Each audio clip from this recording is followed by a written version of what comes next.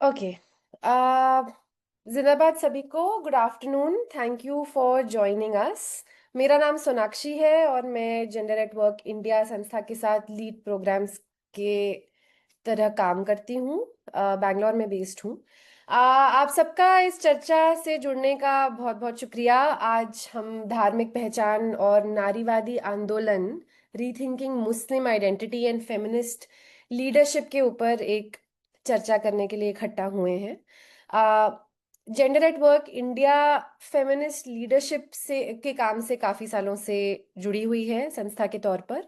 और इस समय हम स्पेसिफिकली मुस्लिम लीडरशिप को, मुस्लिम फेमिनिस्ट लीडरशिप को और दलित फेमिनिस्ट लीडरशिप को किस तरीके से इस समय देखा जा रहा है, क्या उसकी स्थिति है और किस तरीके से उसको बढ़ावा दिया जा सकता है, स्ट्रेंथन किया जा सकता है, किस तरीके के रिसोर्सेज के साथ लिंकेज किया जा सकता है, इन मुद्दों के ऊपर काफी गंभीरता से काम करने की कोशिश कर रहा है। और इसीलिए हम ऐसी संस्थाओं और ऐसे कम्युनिटी लीडर से और ज्यादा जुड़ाव बढ़ाना भी चाहते हैं ताकि हम सीख सकें और जो भी अच्छा काम हो सकता है इस लीडरशिप को बढ़ावा देने के लिए वो कर पाएं आप लोगों के साथ मिलकर। और इस तरीके की चर्चाओं की ये शुरुआत है। हम भी बहुत एक्साइटेड हैं बिकॉज इस प्रोग्राम के तहत ये एक पहली चर्चा हम ऑर्गेनाइज कर रहे हैं। लेकिन इस चर्चा का जुड़ाव पिछले कुछ सालों से होते आने वाले काम के साथ भी बहुत ज्यादा है। और उसी काम के सिलसिले में कुछ लीडर्स से अ, जो हम जुड़े हुए हैं, उन्हीं में से तीन हमारे कम्युनिटी लीडर्स यहाँ पर आज हमारे साथ हैं। आरजू शकीर जो कि एक यूथ लीडर है, जेंडर जस्टिस एडवोकेट है। आफरा आसिफ है, कम्युनिटी ऑर्गेनाइजर और रिसर्चर। और मुबशिरा खान, फेमिनिस्ट ऑर्गेनाइजर और राइट्स एजुकेटर। वेलकम आप तीनों का भी and thank you for joining. और शुरुआत करने से पहले, आगे बढ़ने से पहले, मैं अपनी कॉलीग सुभाशीष को इनवाइट करूंगी कि वो प्लीज आप लोगों को इस वेबिनार और इस चर्चा से जुड़े हुए कुछ हाउस रूल्स, कुछ गाइडलाइंस से वाकिफ करवा दें। सुभाशीष।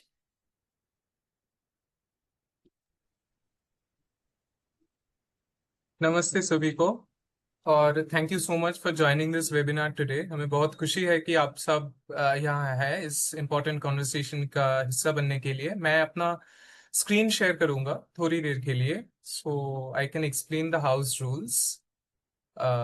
जस्ट वेट एंड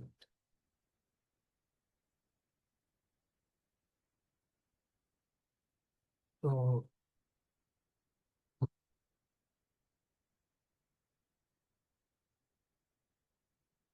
सबसे पहले एक छोटी सी इन्फो, ये वेबिनार प्राइमरीली हिंदी में होगा और अगर आप इंग्लिश में भी अपना सवाल या कोई कमेंट कुछ करना चाहते हैं तो वो भी बिल्कुल ठीक है, कोई प्रॉब्लम नहीं है।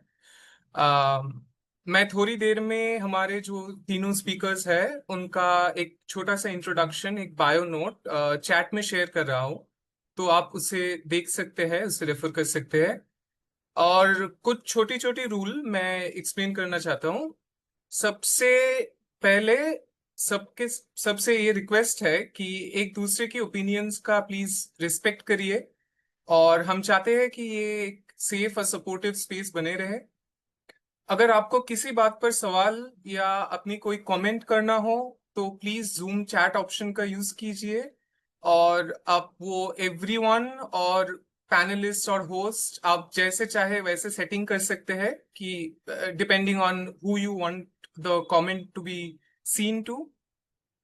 अगर आप कुछ डायरेक्टली बोलना चाहते हैं तो रिएक्शन बटन से अपना हाथ रेज करें और जब आपका नाम पुकारा जाए तब आप अनम्यूट करके अपना थॉट शेयर कर सकते हैं। और अगर आप कैमरे में आना चाहते हैं, अगर आप वीडियो में आना चाहते हैं तो हम वो भी अरेंज कर सकते हैं। तो please let us know that in the chats and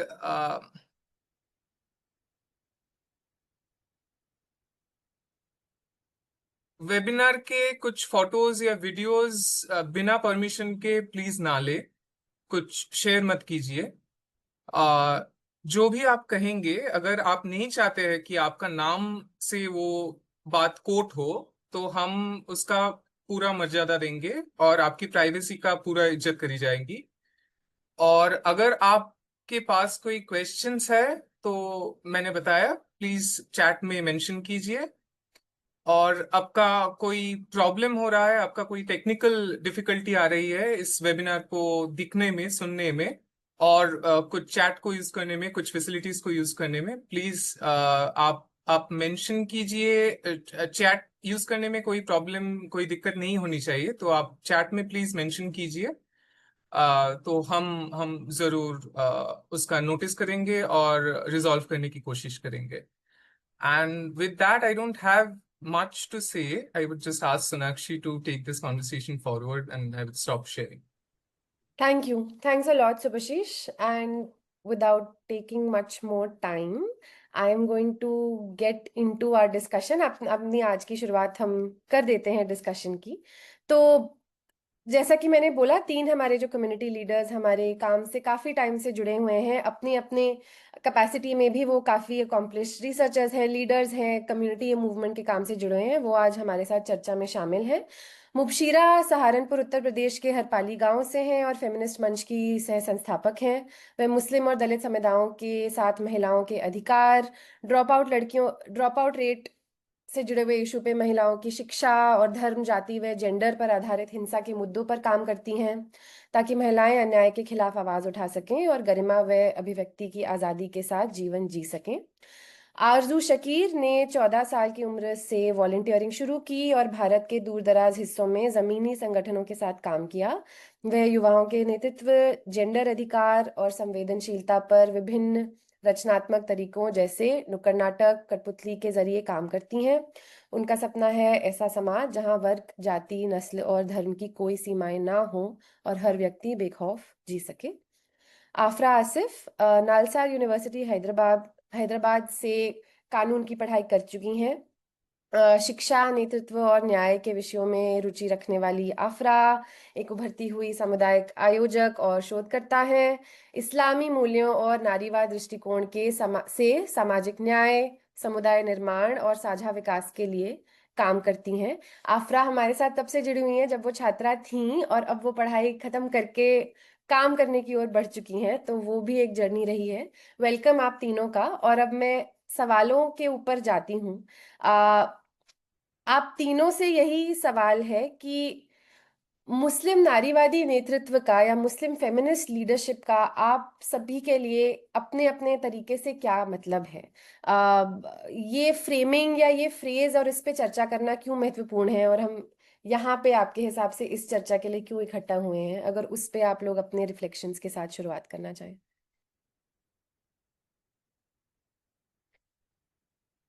अ, मैं अल्फाबेटिकली इनवाइट कर रही हूँ, Afra and then Arzoo and then Mubashira. Thank you Sonakshi उस इंट्रोडक्शन के लिए। मैं बहुत क्यूरियस थी कि इतने, क्योंकि मैंने 3 साल पहले अपना बायो दिया था, तो आई वॉज वेरी क्यूरियस कि किस तरह से बदला होगा।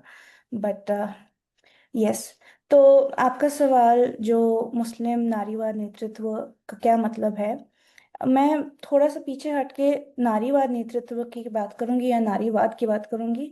कि जिस तरह से हिंदुस्तान में नारीवाद को समझा जाता है, ये एक बहुत ही अपर कास्ट एंगल है, बहुत ही अपर कास्ट नजरिया है औरतों की राइट्स को समझने का।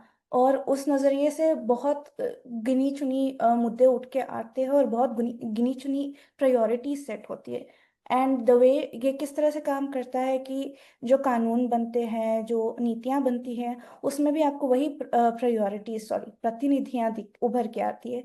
और इन सब में मुसलमान तो क्या, कोई भी अपर कास्ट एक बहुत ही सर्टेन, बहुत ही स्पेसिफिक एक जो ढांचा होता है, या एक बहुत एक जो मॉडल होता है, नमूना होता है कि आप एक नारीवाद हो और आप इसके आपकी आपकी जो आवाज है, आपकी जो मुद्दे हैं वो मैटर करते हैं। उनके अलावा अगर कोई और बात कर रहा है, तो फिर उनके लिए इस आंदोलन में भी मैं बोलना चाहूंगी कि जगह नहीं है। समाज में तो आप हम बात कर रहे हैं कि समाज में जगह नहीं है, तो जाहिर सी बात है कि आंदोलनों में भी बहुत कम जगह है।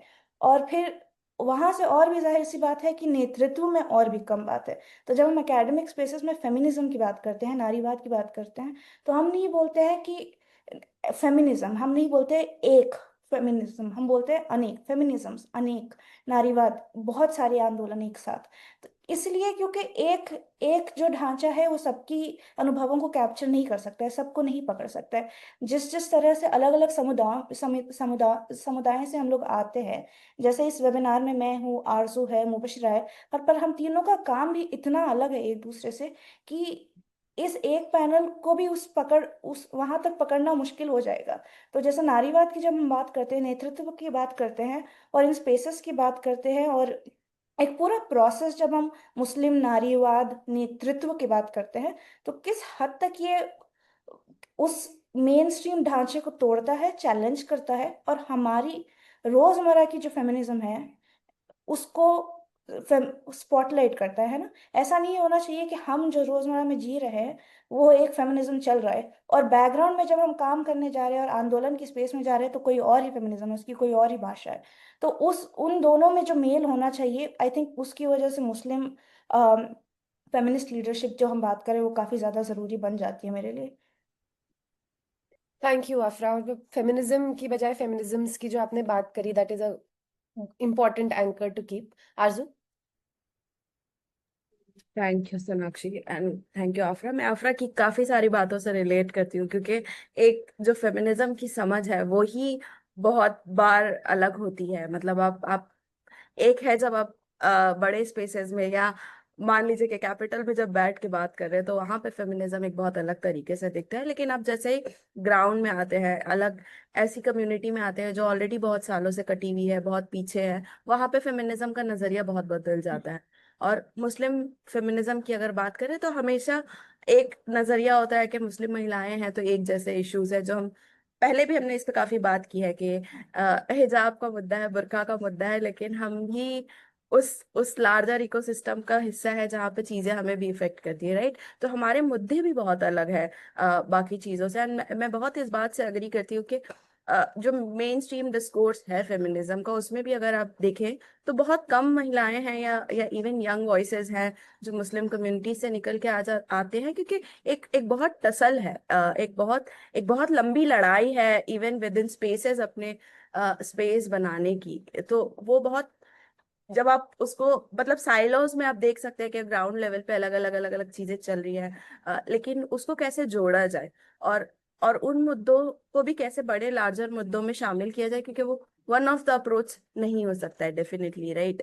एंड वो स्पेस बनाना और वहां तक उसमें वो फिर आइडेंटिटी का एक पूरा क्राइसिस, जब आप ऐसे प्लेटफॉर्म पे बैठते हो जहाँ पे बहुत गिने चुने लोग हैं जो आपके जैसे लोग हैं, जो आपकी जर्नी को समझते हैं, और ना सिर्फ मतलब रिलीजन, बल्कि उसमें भी एक रिलीजन में भी क्लास का जो एंगल आ जाता है कि कौन बैठा है उस वहां पे उस रूम पे, वो एक बहुत डिफिकल्ट डिफिकल्ट एक पूरी जर्नी होती है जब हम लार्जर फेमिनिस्ट डिस्कोर्स की बात करते हैं। तो मैं उस पॉइंट से मुझे पर्सनली भी ऐसा लगता है कि बहुत उसमें भी अलग अलग मुद्दे हैं, अलग अलग विभिन्नता है, और उनको कैसे कंसोलिडेट किया जाए, एक साथ साथ में मिलकर लाया जाए, वो एक नजरिया। और ये पर्टिकुलर मुझे लगता है अभी इस पॉइंट ऑफ टाइम पे क्यों जरूरी है as a Muslim young feminist leader उसको असर्ट करना, क्योंकि जिस तरीके के जिस तरीके के डिस्कोर्स में हम जी रहे हैं, ऑलरेडी बहुत लाइक श्रिंकिंग स्पेसेस है, और उसमें भी अगर खुल के बात ना रखी जाए तो फिर वो मुद्दे और निकल के नहीं आते,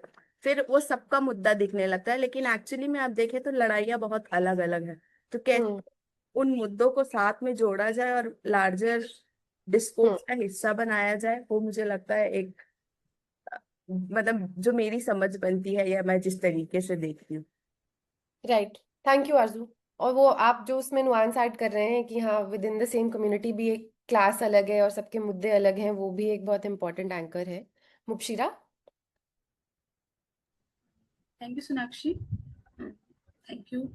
अगर मुस्लिम नारीवादी नेतृत्व की बात करें, या फिर मैं सबसे पहले जैसे आफरा ने भी बोला कि हम सब अलग अलग, अगर ये पैनल को देखा जाए तो हम सभी का काम अलग अलग है बिल्कुल, लेकिन कहीं ना कहीं हमारे मुद्दे एक हैं, हमारी सोच एक है। तो अगर हम नारीवाद की ही बात करें तो ये सिर्फ ऐसा नहीं है कि ये सिर्फ मुस्लिम नारीवादी नेतृत्व की ही बात होगी। तो जब हम एक समानता की बात करते हैं, समावेशन की बात करते हैं, तो ये वहां जरूरी हो जाता है कि मुस्लिम नारीवादी नेतृत्व की बात भी की जाए, क्योंकि स्पेसेस बहुत कम है। तो अगर मुस्लिम नारीवादी नेतृत्व की बात की जाए तो वो लोग भी बहुत कम है जो उस जगह से आ रहे हैं, जो एक्चुअल में काम भी कर रहे हैं, लेकिन उनकी कोई पहचान नहीं है अपनी, उनके मुद्दों पे समझ नहीं बन पा रही है। तो कैसे वो जरूरी हो जाता है इन स्पेसेस में बात करना कि मुस्लिम नारीवादी नेतृत्व, क्योंकि मुस्लिम नारीवादी नेतृत्व का मतलब अगर देखा जाए तो जैसे शिक्षा की बात करना, समानता की बात करना और स्वास्थ्य की बात करना या फिर मुस्लिम महिलाओं के अधिकारों की बात करना, ये जरूरी है। और इसलिए हमें इस विषय को और लार्जर समझना होगा कि हम मुस्लिम नारीवादी नेतृत्व की ही बात क्यों कर रहे हैं, क्योंकि हमारे पास वो स्पेसेस नहीं है और ये बात करनी भी जरूरी है। और दूसरा क्या है कि अगर नारीवाद की ही बात करें, नारीवाद तो एक समाज, एक सोच है जो सिर्फ मुस्लिम औरतों को ही नहीं, सभी औरतों को एक एक मंच पे लाने की बात करती है, एक नागरिकता की बात करती है, एक सोच की बात करती है, या फिर जो भी है, मतलब ऐसा नहीं है कि सिर्फ पुरुष और महिला, वो सभी जेंडर्स को एक नजर से देखने की बात करती है। तो बस मैं यही कहूंगी कि जो मेरे साथियों ने बात रखी है उसी से मैं रिलेट कर रही हूँ अपनी बात को, और चाहूंगी कि हम आगे के सवाल पे जाएं। Thank you. Thank you Mukshira. आपने जो पर्टिकुलर इश्यूज आप मेंशन कर रहे हो, एजुकेशन का मुद्दा हो गया, हेल्थ इक्वालिटी का, नागरिकता का मुद्दा बहुत करंट है, वो it's very important to keep in mind कि वो स्पेसिफिक इश्यूज हैं। Thank you everyone. I think आप लोगों के जवाबों से ही एक तरीके से इस वेबिनार का जो ऑब्जेक्टिव है या जिस वजह से हम यहाँ इकट्ठे हुए हैं वो एक क्लियर हो जाता है, तो हमारे बाकी के अटेंडीज के लिए भी, कि यही नुआंसेस थोड़े से और समझने के लिए हम यहाँ इकट्ठा हुए हैं, इस डिस्कोर्स को थोड़ा सा आगे बढ़ाने के लिए इकट्ठा हुए हैं। और इसी दौरान आप लोग भी जो हमें सुन रहे हैं, आपके जो विचार हों इन जवाबों से जुड़े हुए या जो सवाल आपके मन में आ रहे हैं, वो आप प्लीज़ चैट में डालते जाइएगा। जिस तरीके से हम चर्चा के दौरान उन सवालों को इंक्लूड कर पाएंगे वो हम करते रहेंगे, और उसके बाद हमारी तरफ से चर्चा खत्म होने के बाद आखिर के 10 मिनट हम स्पेसिफिकली क्वेश्चन एंड आंसर्स के लिए या रिफ्लेक्शंस के लिए भी रख रहे हैं, तो वहां पे भी हम ले सकते हैं।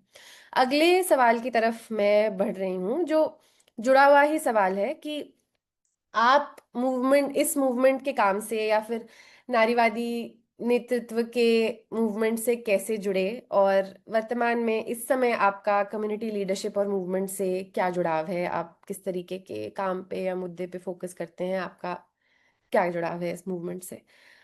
मैं आरजू से शुरुआत कर सकती हूँ इस बार।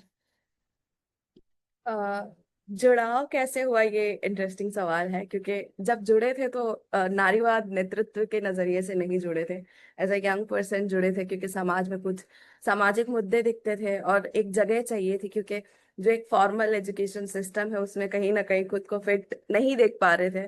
तो उस तरीके से जुड़े, बट एक जर्नी ने शेप लिया, धीरे धीरे अलग अलग मुद्दों पे काम किया, शिक्षा पे काम किया, कैसे लोकल स्किलिंग बिजनेस मॉडल को सपोर्ट किया जाए वहां काम किया, फिर कैंपेनिंग पे काम किया, और अभी वापस ग्रास रूट में आकर के काम कर रहे हैं। तो एक काफी काफी इंटेंस और काफी डाइवर्स जर्नी रही है, बट आज वो नजरिया, वो लीडरशिप का नजरिया बोलते हैं या देखते हैं तो वैसे शुरुआत रही। चैलेंजेस बहुत सारे रहे, क्योंकि एक फॉर्मल एजुकेशन के बैकग्राउंड से जब आप नहीं आते हैं तो स्ट्रगल और बढ़ जाते हैं, क्योंकि इंटरेस्ट था सेक्टर में और एक एक कहीं ना कहीं पर्सनल जुड़ाव था, क्योंकि चैलेंजेस भी ऐसे नहीं थे कि किसी और के मुद्दों पे काम कर रहे हैं, कहीं ना कहीं खुद के मुद्दों पे काम कर रहे हैं।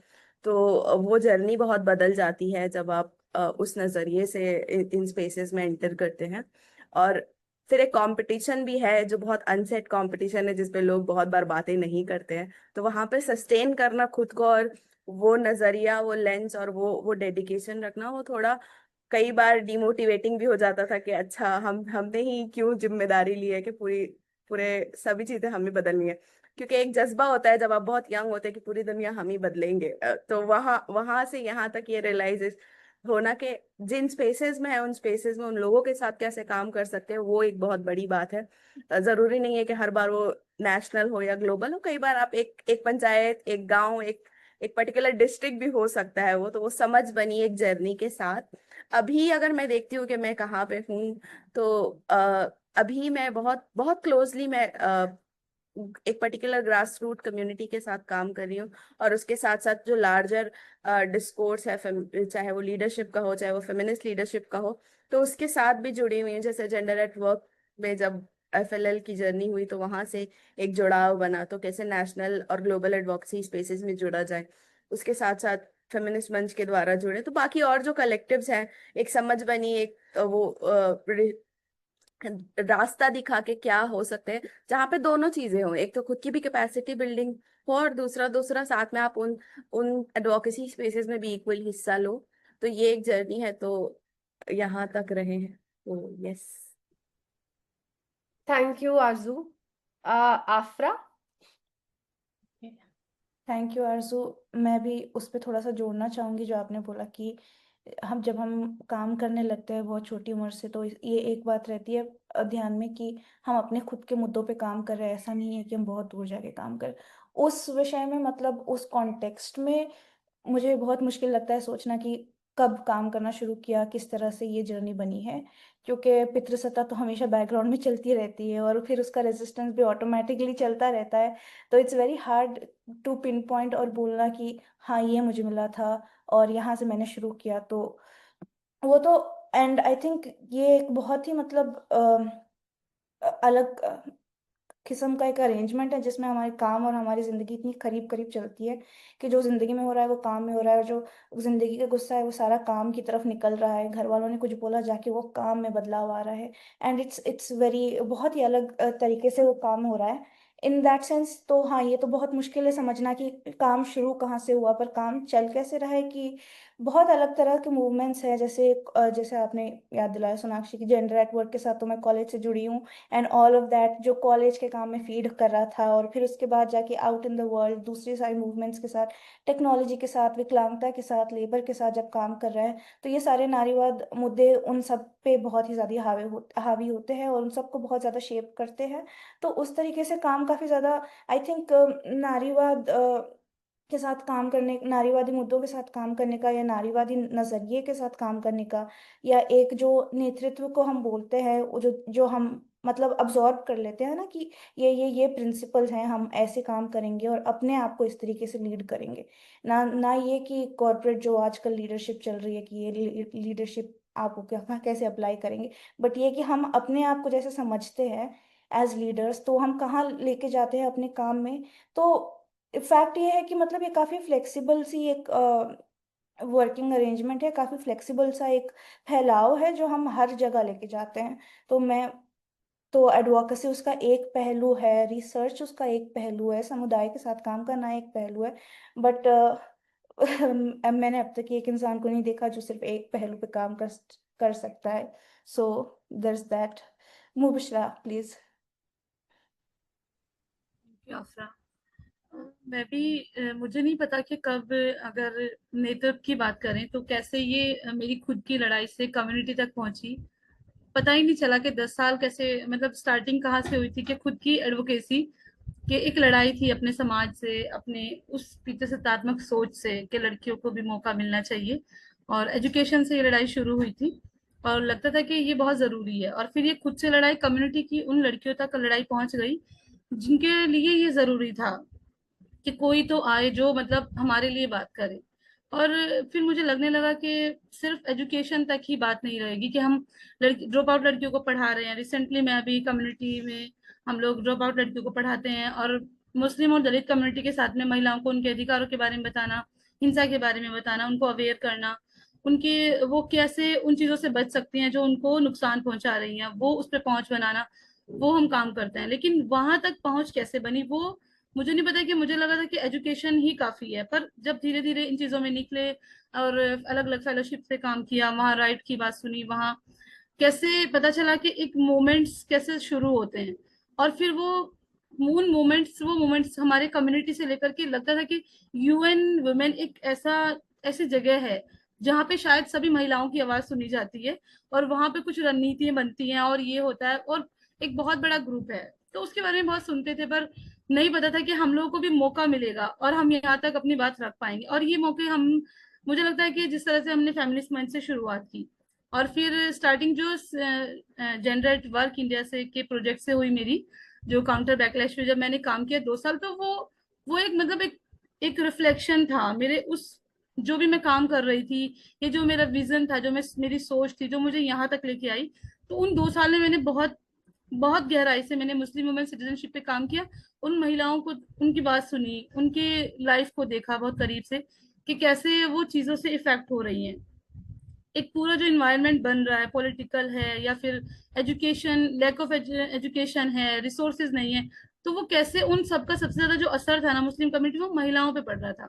तो ये चीज मुझे फेमिनिस्ट मंच तक फिर हम पहुंचे, फिर यहाँ FILP का हिस्सा बने, और ये सोच खुद ब खुद एक गहरी होती चली गई।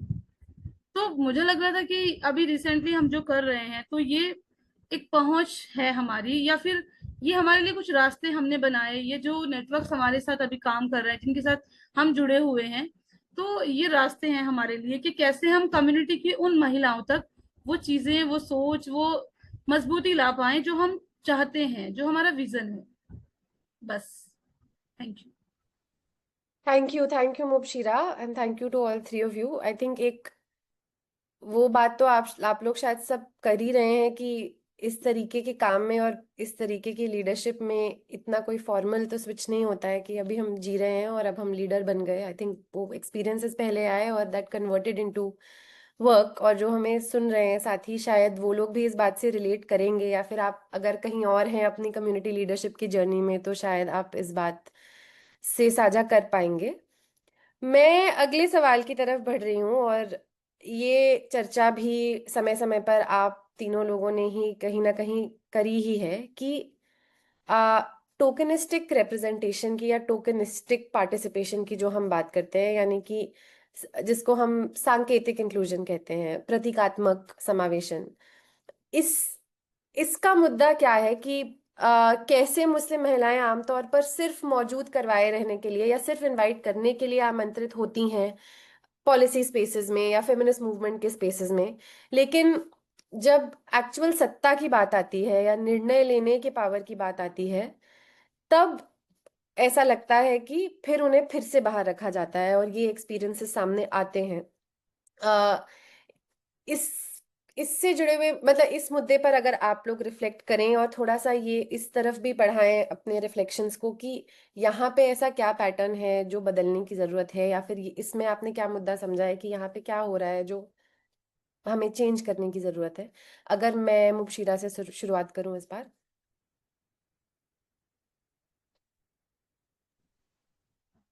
सोनाक्षी, तो मैं अगर कहूँ तो ओवरऑल अगर देखा जाए, तो जब हम बात करते हैं बड़े बड़ी ऑर्गेनाइजेशंस की बात करते हैं, या पॉलिसी मेकिंग जो इंस्टीट्यूट है उनकी बात करते हैं, या गवर्नमेंट जो चीज़ें हो रही हैं उनकी बात करें, तो मुझे लगता है कि हम अगर हाशिए पे जो समुदाय हैं, जैसे मुस्लिम है, दलित हैं, तो हमें सबसे ज्यादा लगता है कि जो सबसे ज्यादा पिछड़ापन है वो मुस्लिम समुदाय में है आज भी, अगर देखा जाए।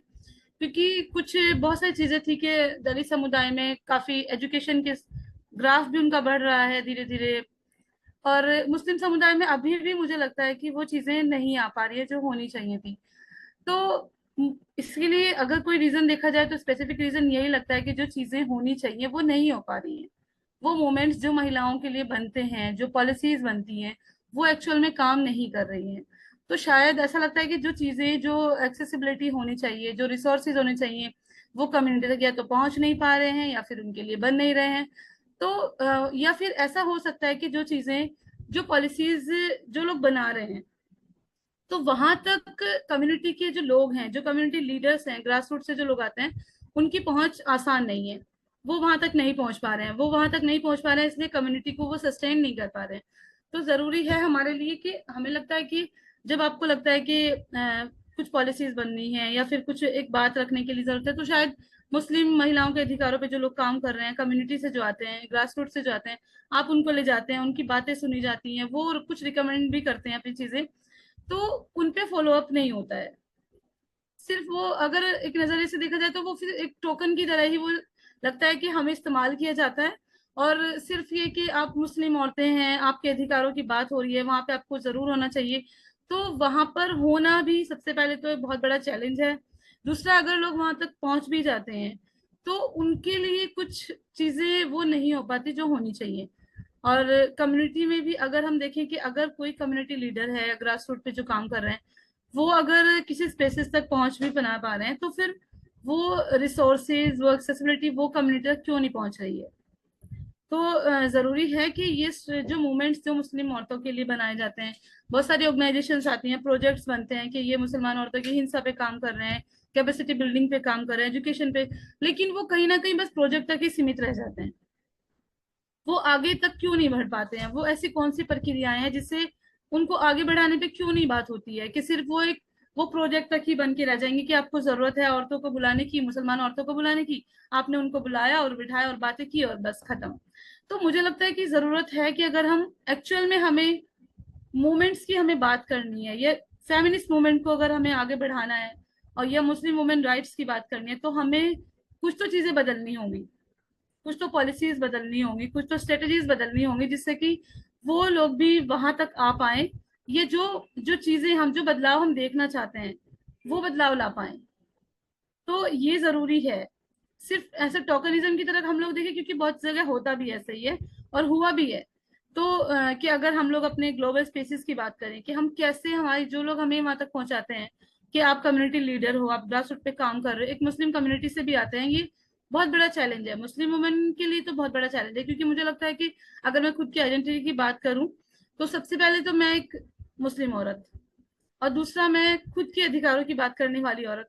तो मुझे लगता है कि ये दोनों ही चैलेंज है मेरे लिए, तो दोहरा जो चुनौती है वो हमारे सामने है। तो उसको हम इतना इजीली नहीं देख सकते कि ये बहुत आसानी से यहाँ तक पहुंच गए होंगे। बहुत सारे चैलेंजेस होते हैं, बहुत सारी लिमिटेशंस होती हैं, जिसमें पितृसत्तात्मक समाज भी है, कुछ रूढ़िवादी धारणाएं हैं और कुछ रिसोर्सेज भी हैं। जी। तो वो जो चीजें हम लोग चाहते हैं, तो मुझे लगता है कि कुछ पॉलिसीज में कुछ ग्लोबल और कुछ नेशनल इंटरनेशनल लेवल पर उनको बदलना होगा। और जिन लोगों के लिए हम बदलाव की बात कर रहे हैं, मुस्लिम वुमन की बदलाव की बात करें या उस कम्युनिटी के बदलाव की बात करें, तो उनको वहां होना भी जरूरी होगा, जी। सिर्फ उनकी बातें ही सुनना नहीं। Thank you. Thank you Mubashira. और जो आप स्ट्रैटेजीज की बात कर रहे हैं वो भी हम ऑफ कोर्स थोड़ा सा और डिटेल में भी उस बारे में इस चर्चा में बात करेंगे। जी। आफरा। ओके। सोनाक्षी समीर, लाइक ये बहुत ही गर्म सवाल है, लाइक लोग गुस्सा होने वाले हैं, हम लोग थोड़ा सा टाइम एक्सीड कर लेंगे हाँ। And we will make it up. और पर आपकी, sorry sorry sorry Afra, but क्योंकि इसी मुद्दे से जुड़ा हुआ एक सवाल चैट में आ गया है तो वो मैं फ्लोट कर देती हूँ और आप लोग अपनी चर्चा में उसको अगर इनकॉर्पोरेट करना चाहें।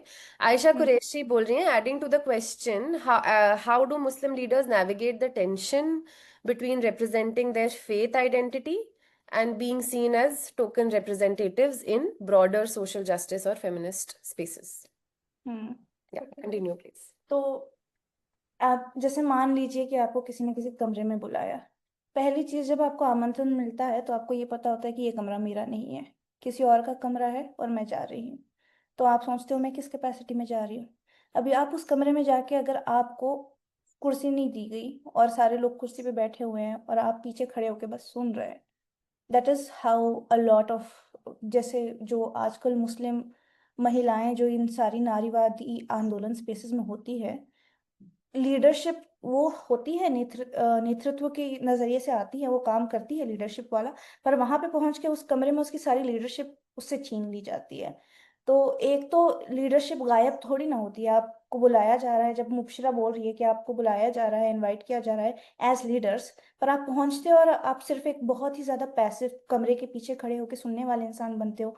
आपको बार बार बोलने के लिए इतना हिचकिचाना पड़ता है, इतनी बार अपना हाथ उठाना पड़ता है, इतना लड़ना पड़ता है बस अपनी एक पॉइंट रखने के लिए।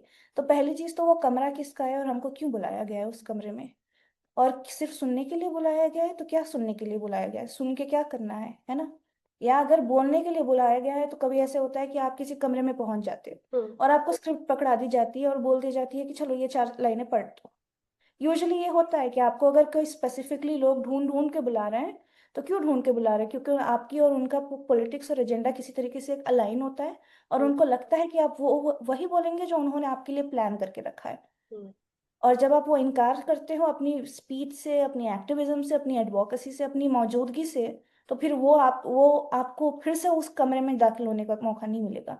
एंड दैट इज हाउ ये जो हम जहाँ जहाँ भी हम अपनी एडवोकेसी को लेके जाते हैं, स्पेशली बड़े मंचों पर जब लेके जाते हैं, तो इसी इसी तरीके की लड़ाइयों से हम जूझते हैं। एंड मुझे मेरे लिए सबसे बड़ा सवाल ये है कि मैं तुम्हारे कमरे में क्यों आऊँ। एंड इसीलिए मतलब मैं मेरे मतलब मैं जैसे काम करती हूँ, मेरी कोई ऐसे उत्सुकता नहीं होती है कि मैं किसी बड़े मंच पे जाके अपनी बात रखूं और फिर मुझे ऐसे लगे कि मेरी बात को सुना, किसी ने सुना है। अब मुझे अब अपनी कोलीग्स के एक्सपीरियंसेस को सुन के ऐसे डर लगता है कि कहीं मैं वहां जाऊंगी और फिर मैं वापस आऊंगी और मुझे लगेगा कि व्हाट्स द पॉइंट, मजा भी नहीं आया और किसी ने बात भी नहीं सुनी और ऊपर से और छोटा महसूस हो रहा है। तो जब टोकनिस्टिक रिप्रेजेंटेशन की बात आती है तो आई थिंक कि हम चलते फिरते टोकन्स बन गए इन इन दीज वेरी बड़ी बड़ी स्पेसेस जो होती है, जहाँ पे बहुत निट पिक करके इतना सेलेक्टिव क्राइटेरिया होता है लोगों को लेने का कि आप क्या चाह रहे हो, इतना क्यों सिलेक्ट कर रहे हो, आपको what do you want to hear, आपको कुछ बहुत स्पेसिफिक लोगों से सुनना है। इसीलिए आप इतना जो सस्पिशन, जो शक होता है, उतनी शक के नजरिए से देखते हो, फिर इतना फिल्टर आउट करते हो और फिर स्पेस ओपन करते हो। और उस स्पेस में भी बोलने से पहले इंसान 10 बार सोचे कि अगर उसने कुछ गलत बोल दिया तो फिर वो आके। तो इस तरह की मतलब एक जो खुली स्पेस होती है, जो आंदोलन तो पहले किसी के बाप का नहीं है ना, सबने आंदोलन एक नेपो किड नहीं होता है आंदोलन में। ये वैसे बॉलीवुड तो नहीं है कि आपकी मम्मी कुछ थी तो फिर आपको वही स्तर मिलेगा, नहीं, यू हैव टू, आपको फिर से वहां पे पहुंचना पड़ेगा, है ना। आपको फिर से अपने आप को साबित करना पड़ेगा एंड यू हैव, आपको अपनी खुद की स्टाइल नेतृत्व का डेवलप करना पड़ेगा। और कोई ऐसे हैक्स नहीं है, कोई ऐसे इजी शॉर्टकट नहीं है, इसमें कुछ नहीं कर सकते। किसी के माँ बाप को अगर कोई बोलता है आके कि मेरा बाप फ्रीडम फाइटर था, मेरा दादा ये था, हु केयर्स, मतलब किसी को फर्क नहीं पड़ता है। आपको अपना रास्ता खुद बनाना होता है ना। एंड इत किसी के बाप का आंदोलन नहीं होता है, तो फिर आप फिर यहाँ पे जब जाते हैं, ऐसे स्पेसेस में जाते हैं, तो फिर क्या पॉइंट बनता है कि आप वहां पर भी जाके आपकी आवाज को आपसे छीना जा रहा है ना। तो आई थिंक फॉर मी कि लाइक, या मैं और नहीं। थैंक यू अफरा। नहीं ठीक है, मूवमेंट किसी के बाप का नहीं है, इज वेल नोटेड। आरजू। बहुत सिंपल शब्दों ने आफरा ने बताया कि वो नहीं है किसी के बाप का, लेकिन बना दिया जाता है किसी न किसी के बाप का। तभी वो एक डर है, राइट।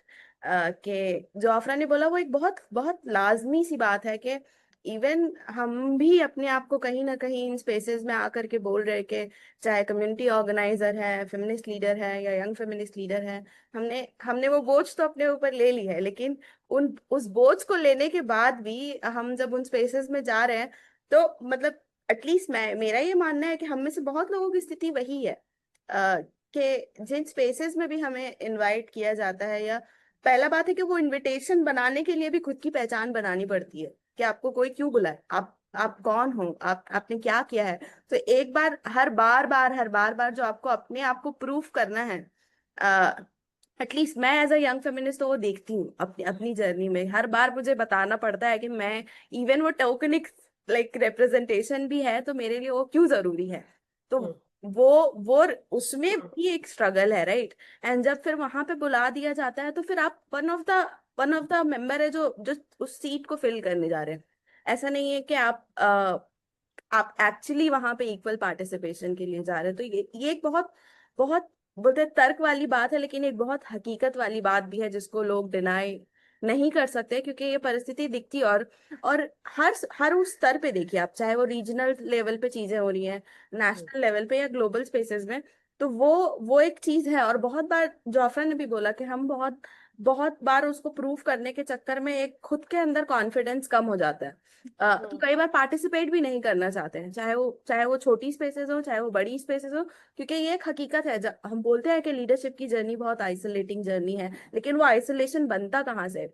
एलाइज तो आपके सिस्टम में बहुत है, लेकिन उसके बाद भी आप आइसोलेट क्यों फील करें? क्योंकि कुछ पॉइंटर्स ऐसे हैं, कुछ कुछ नुआंसेस ऐसे हैं जिसको आप बाकी लोगों के साथ नहीं डिस्कस कर सकते। वो बहुत पर्सनल होते हैं, जो आप एक लार्जर सिस्टम में या लार्जर उस पूरी जर्नी में महसूस करते हैं।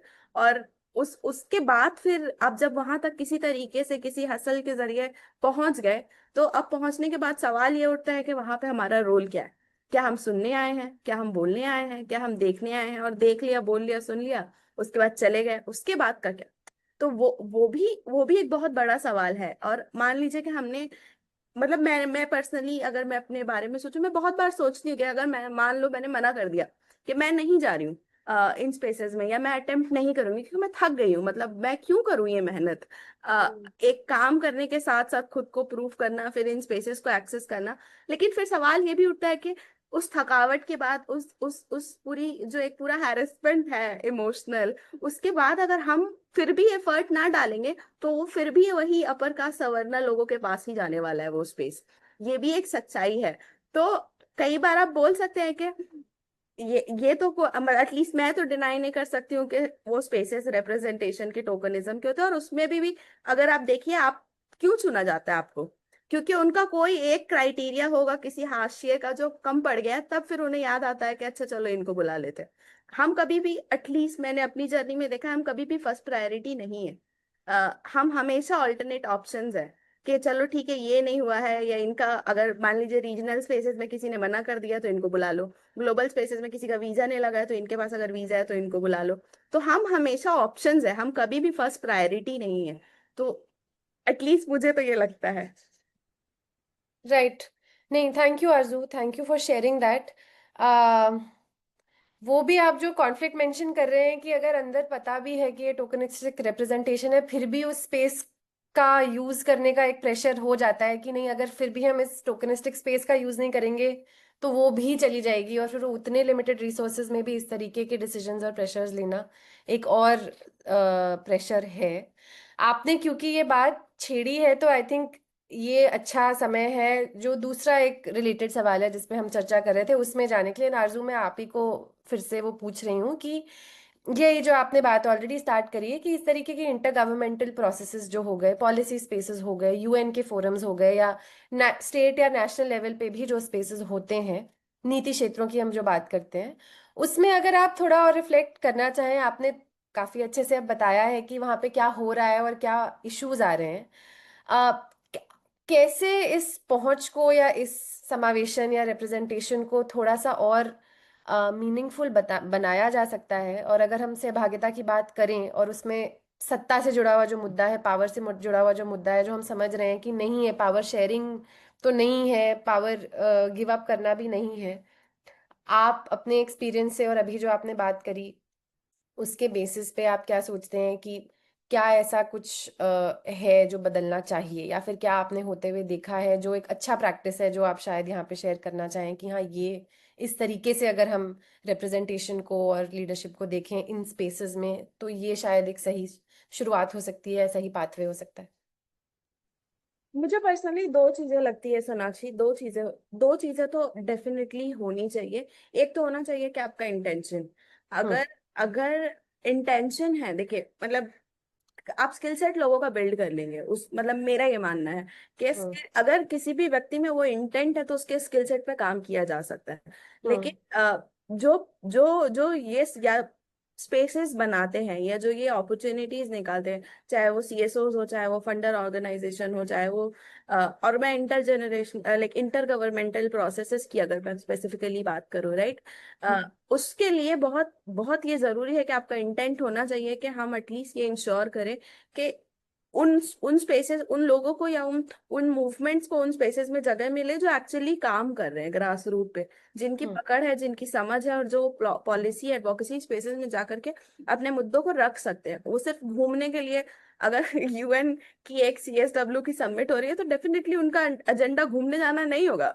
वन ऑफ द एजेंडा हो सकता है कि चलो फ्री टाइम में 2 दिन में घूम गए, लेकिन एक्चुअली लोग इंटेंशन से जा रहे हैं और अपने एडवोकेसी रिसर्च लेके जाएंगे जो भी उनकी समझ बनी। तो एक इंटेंशन होना चाहिए, दूसरी हैंड होल्डिंग होनी चाहिए। क्योंकि हम्म। मेरे लिए खुद, अगर मैं अपनी सीएसडब्ल्यू जर्नी की बात करूं, मैंने 2022 में ही शुरू किया, मैं जेंडर एट वर्क के जुड़ी, फिर वहां से मुझे फेमिनिस्ट लीडरशिप, फेमिनिस्ट मंच के बारे में पता चला, फिर वहां से मैंने एक सीएसडब्ल्यू का एक पूरा जो एडवोकेसी प्रोसेस था उस दौरान, उसमें मैंने पार्टिसिपेट किया कि ऑनलाइन जो पूरी कंसल्टेशन चल रही थी, एक रिसर्च पे हम काम कर रहे थे, मुबश्शिरा थी वहां पे, तो काफी लोग थे और बहुत इंटेंट क्लियर था कि हमने वैसे एक पूरा एक इनफॉर्मल कलेक्टिव बनाया जहाँ पे ऐसे ही लोग हैं जो एक्चुअली ग्राउंड में काम कर रहे हैं। बहुत सारे लोग हैं जिनकी स्पेसेस में एक्सेस है, बहुत सारे लोग हैं जिनकी नहीं है, लेकिन एक सोच थी। उसके बाद फिर एक वीजा का प्रोसेस हुआ शुरू, और वीजा का प्रोसेस हुआ 2022 में, मैंने वीजा के लिए अप्लाई किया। उस वक्त मुझे एक और संस्था है वाईपी फाउंडेशन, उन्होंने भी काफी सपोर्ट किया, किसी और ने फंडिंग के लिए प्रोवाइड किया।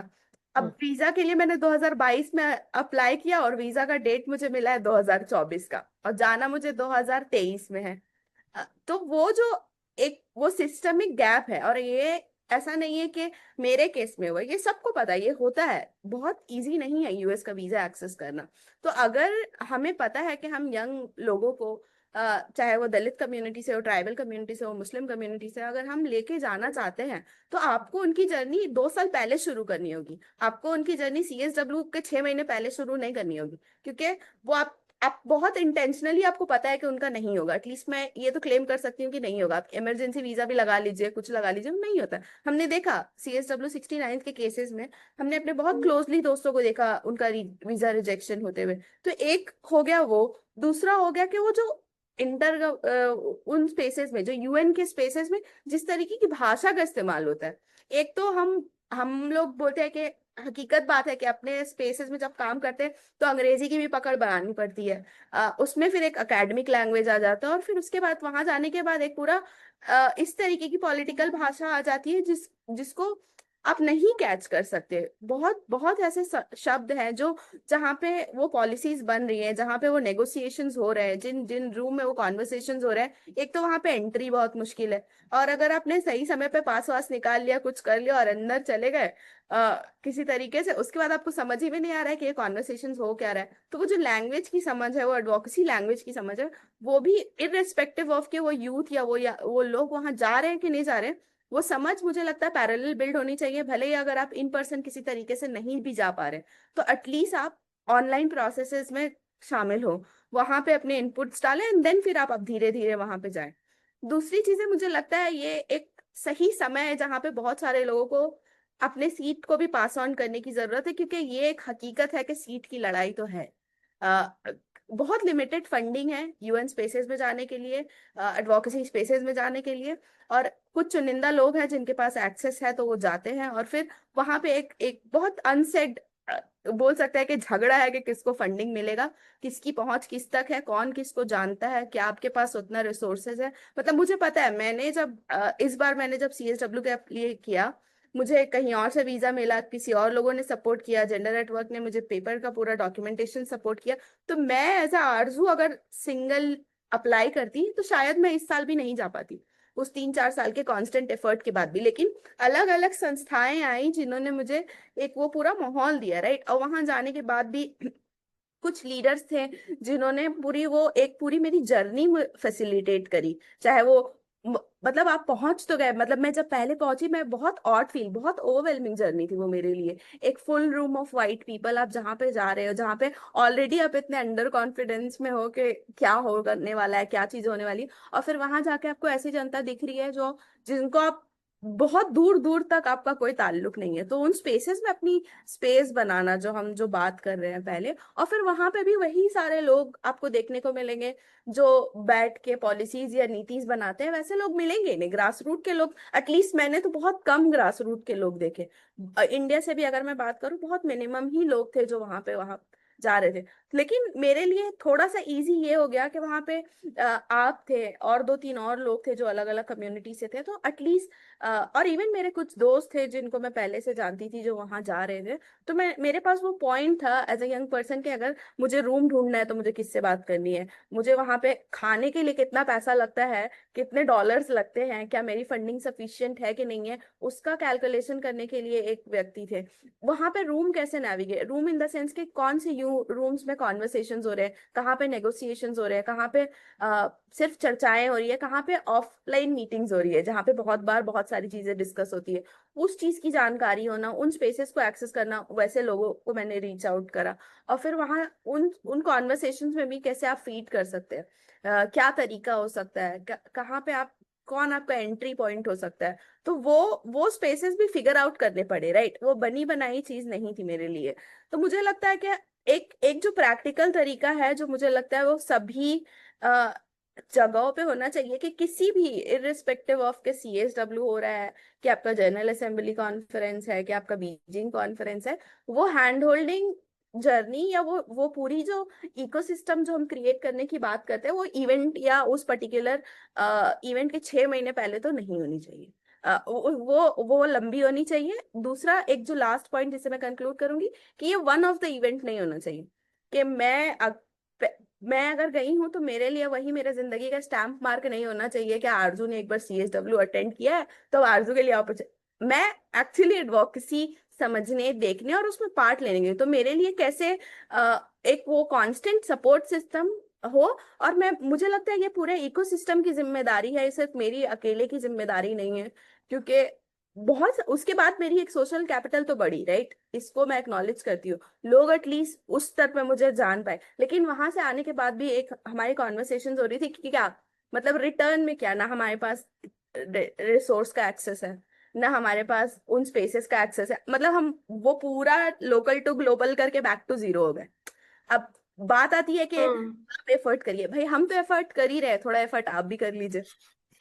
बिल्कुल राइट। नहीं, थैंक यू आरजू। और ये वाली बात जो आप बोल रहे हैं कि एक लीडर का अपने आप में सिर्फ एज आरजू एग्जिस्ट करने का कोई मायने नहीं रह जाता है, क्योंकि कहीं पे भी एक्चुअली एडवोकेसी करने के लिए मूवमेंट भी क्या, मूवमेंट्स का सपोर्ट लगता है। तो उससे केस में हम रिप्रेजेंटेशन को और वो कैसे देख रहे हैं वो बहुत बड़ी बात है। और आप हमें अपने अगले सवाल की तरफ भी ले जा रहे हैं, जिसमें मैं मुबशिरा को पुल इन करना चाहूंगी। आपने, और मैं अटेंडीज के लिए थोड़ा सा बता दूं, जो हम CSW बोल रहे हैं, ये UN विमेन जो एक ग्लोबल संस्था है जो नारीवादी मुद्दों पे, नारीवादी पॉलिसीज पे काम करती है। उनका एक ग्लोबल कॉन्फ्रेंस होता है जहाँ पे वो महिलाओं के उद्धार के लिए पॉलिसीज या नारीवादी समाज के लिए पॉलिसीज बनाते हैं। वहाँ पे हम जैसे लोग जो मूवमेंट्स और NGO से जुड़े हुए हैं, आप जैसे लोग, वो भी इनवाइट किए जाते हैं, और सरकार के एक्चुअली बहुत सारे लोग आते हैं। तो वहां पे वो भी एक कॉन्फ्लिक्ट बनता है। तो आरजू उस कॉन्टेक्स्ट में बात कर रही थी, पर ये काफी सारे मुद्दे ऐसे और अलग अलग स्पेसेस पे भी अप्लाई करते हैं। तो ये हम उन स्पेसेस को तो अभी समझ रहे थे, और वहां पे क्या हो रहा है। कमिंग बैक टू आरजू, जो आपने भी बोला, एंड मुबशिरा मैं आपसे पूछूंगी, जो ग्लोबल टू लोकल वाला मुद्दा है कि वहां पे बातचीत हो गई, और वहां पे अब दो तीन चीजें निकल के आ रही हैं, राइट। उस बातचीत का जो आपने कंट्रीब्यूट किया, उन रिकमेंडेशंस का क्या हो रहा है, उसका कम्युनिकेशन है या नहीं है। दूसरी चीज जो आरजू भी बोल रही हैं कि वो आप वन ऑफ इवेंट की तरह, ठप्पे की तरह आपको बोल दिया कि चलिए आप अटेंड करके आ गए और अब हो गया, वो काफी नहीं है। तो वो सस्टेन्ड तरीके से या कंटिन्यूड तरीके से उस इकोसिस्टम में पार्टिसिपेशन से जुड़ा हुआ क्या मुद्दा है, या आपके क्या विचार हैं कि वो कैसे होना चाहिए। और उसके लिए वही एक रिलेटेड सवाल कि किस तरीके के स्ट्रैटेजीज या रिसोर्सेज की जरूरत हमें है, और किससे, ताकि वो अनेबल हो पाए। इस पे अगर आप अपने विचारों से स्टार्ट करें, और फिर हम लीडर, सेकंड लाइन लीडरशिप के मुद्दे पर भी आएंगे बाद में। हाँ, बताइए। सेकंड लाइन लीडरशिप के बारे में हम बाद में बात करेंगे क्या? मतलब आप इससे जोड़ के बात कर सकते हैं, बट आई मेंट कि ओके मैं बहुत सारे सवाल आपसे एक साथ नहीं पूछना चाहती थी, तो आप एक एक ओके करके बात कर सकते हैं। हाँ। जी। तो जैसे हम मूवमेंट्स की बात करते हैं कि अलग अलग विचारधारा के लोग आते हैं, या फिर वो एक साथ मिलकर एक ऐसे मंच पे आते हैं जब वो मतलब सभी के लिए एक आवाज बन के खड़े होते हैं। और फिर वहां पर वो ये नहीं देखते कि कौन कौन जेंडर है, कौन सा रिलीजन है, कौन सी कास्ट है। वहां पर सभी एक मूवमेंट को स्ट्रांग बनाने की बात कर रहे हैं। तो फिर वैसे ही हम लोग अगर बात करें मुस्लिम जो फेमिनिस्ट मूवमेंट्स अगर देखी जाए, तो बहुत सारे ऐसे आंदोलन हुए हैं जिनमें मुसलमान औरतों ने काफी काफी सक्रिय भागीदारी निभाई है अपनी, और वो काम भी उन्होंने किए हैं। तो फिर दूसरी तरह से अगर हम इन स्पेसेस में देखें तो किस तरह से रणनीतियां बनाई जाती हैं और वो इम्प्लीमेंट होता है उनका, तो फिर कैसे वो सेकंड लीडरशिप की वो चीज नजर नहीं आती है। अभी अगर यंग फेमिनिस्ट मूवमेंट्स की बात करें तो वो बहुत कम है। उनमें क्यों हम जैसे लोगों की आवाजें नहीं आ पा रही हैं, या हम जैसे लोगों की भागीदारी क्यों नहीं हो पा रही है। तो जो ग्रास रूट से हैं वो भी हो सकते हैं, या फिर जो अलग अलग स्पेसेस में काम कर रहे हैं, जैसे आफरा है वो वकालत और उन चीजों पे, उन मुद्दों पे काम करती हैं। आरजू हैं वो अलग अलग पॉलिसीज के साथ में काम करती हैं। तो वो सब लोग के लिए क्यों वो सेकंड लीडरशिप क्यों नहीं बन पा रही है, वो मूवमेंट्स स्ट्रॉन्ग जो थे वो क्यों नहीं दिख पा रहे हैं कि वो हमारे लिए काम करें, ये कैसे हम सब लोग एक मिल के काम करें। तो कब तक वो, जैसे अगर बात की जाए कि जब तक लोग अपनी जगह नहीं छोड़ेंगे तो शायद हम जैसे लोगों की आवाजें तो दबी जाएंगी। तो मुझे लगता है कि ये जरूरी है कि कुछ चीजें, हम बार बार यही बात करते हैं कि पॉलिसीज में जगह दो, रणनीतियों में जगह दो, तो उनका इम्प्लीमेंटेशन तभी होगा जब हम लोग एक सेकंड लीडरशिप की बात करेंगे। सेकंड लीडरशिप नहीं होगी तो मैं अलग अलग जगहों पे भी यही बोलती आई हूँ। मैं लोकल स्पेसेस में भी यही बोलती हूँ, जो मेरे डिस्ट्रिक्ट लेवल के या स्टेट लेवल पे जो मीटिंग्स होती हैं, प्रोग्राम्स होते हैं, मैं वहां पे बोलती हूँ कि जब हम लोगों को आप ऐसे बुलाते हो कि आप लोग भी आइए, आप सीखो, तो कब तक ये सीखने वाला स्पेस, ये फेस कब तक चलता रहेगा? कब तक हम लोगों को जगह नहीं मिलेगी कि हम भी अपनी बात रखें? तो ऐसे सिर्फ जब तक आप लोग अपनी जगह को बनाए रखोगे, तब तक तो ये सेकंड लीडरशिप की बात करना भी बेमायनी होगा। तो आप ही लोग स्पेस बनाएंगे हम लोगों के लिए, या फिर हम लोग खुद पहल करें उस चीज के लिए?